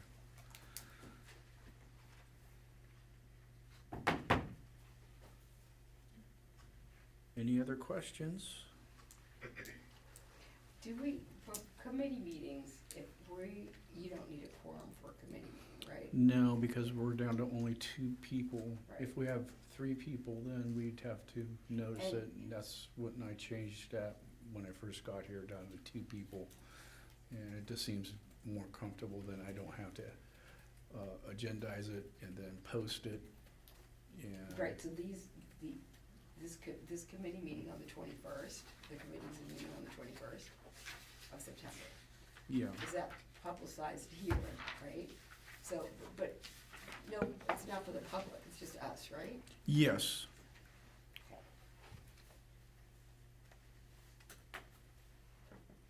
Okay. yeah. And if for some reason I'm in Israel, which I am, I'm actually flying home that day. You travel too much. I know. Yeah. I'm telling you. On the 20th? Yeah, the 21st. The 21st? I could do the 22nd. Can you change my committee meetings that day? It'd be the executive one only, actually, right? I'm on that one, and Yeah. we can talk about this, Yeah, because I think it's only, yeah. we'll discuss that. Okay. All right. Oh, my goodness. So, anything else? There's just one other thing I want to bring up. It's not on the agenda, but please do keep track of your mileage that you drove today. And make sure you work with Michelle just so you can submit your TEC for reimbursement. I think it's 52 cents a mile. Is Is- there a form we have to fill out or something? Yeah, there is. It's a TEC form. You Can we do it right now, before we leave? Andrea, do you know where the TEC forms are? It should be on the Inside DCA website. I can have Michelle send them. Just send Yeah, it. yeah, just send it to We'll us. have Michelle send them. Thank you, that'd be very convenient. But I just wanted to bring up, because I know a lot of times people just say, you know, back in the day, it's just not worth it. But with the price of gas these days, please utilize your expenses. Don't worry, thanks. It's not a lot. I don't think it quite covers the gas if you want it to. You know, it'll probably get you a candy bar when you fill Should have up. brought that electric car today. Oh, there you go. What was I thinking? And what we have now is closed session, and we don't have closed session. Yeah, Oh, public comment. oh, yes, public Does our comment. public have a comment? Have you enjoyed the meeting? Oh, great. You still awake back there? And then we'll go ahead and vote on the executive officer's reports, if there's any discussion. Is there any discussion? Okay, Kathy? Who's the motion maker? I'll make the motion to accept the executive officer's account. Macklin, second. All righty, to accept the executive director reports, Dr. Manzi, Aye. Ms. Cadenas, Aye. Dr. McAloon, Aye. Dr. Lee, Aye. motion passes. Okay, thank you. And then we have, I think, future items, right? Yes. Future. I got my papers all Well, messed we up. have to open the session after we close the session, and then the future items go right on. Yeah, since we don't. We don't we're have a not- closed session today? No, Okay. we There's don't. no closed session, so now, future agenda items. I would like an update on the renewal license thing. Okay. Okay. We discussed getting it more in conforming with the MD renewal license, right? Okay. And anybody have anything else they would like to add for future discussion? I think the items discussed earlier, including the report back from licensing on the fellowship alignment, and then on the question of geography served, that'd be useful. And then from the enforcement, the report back on the curriculum feedback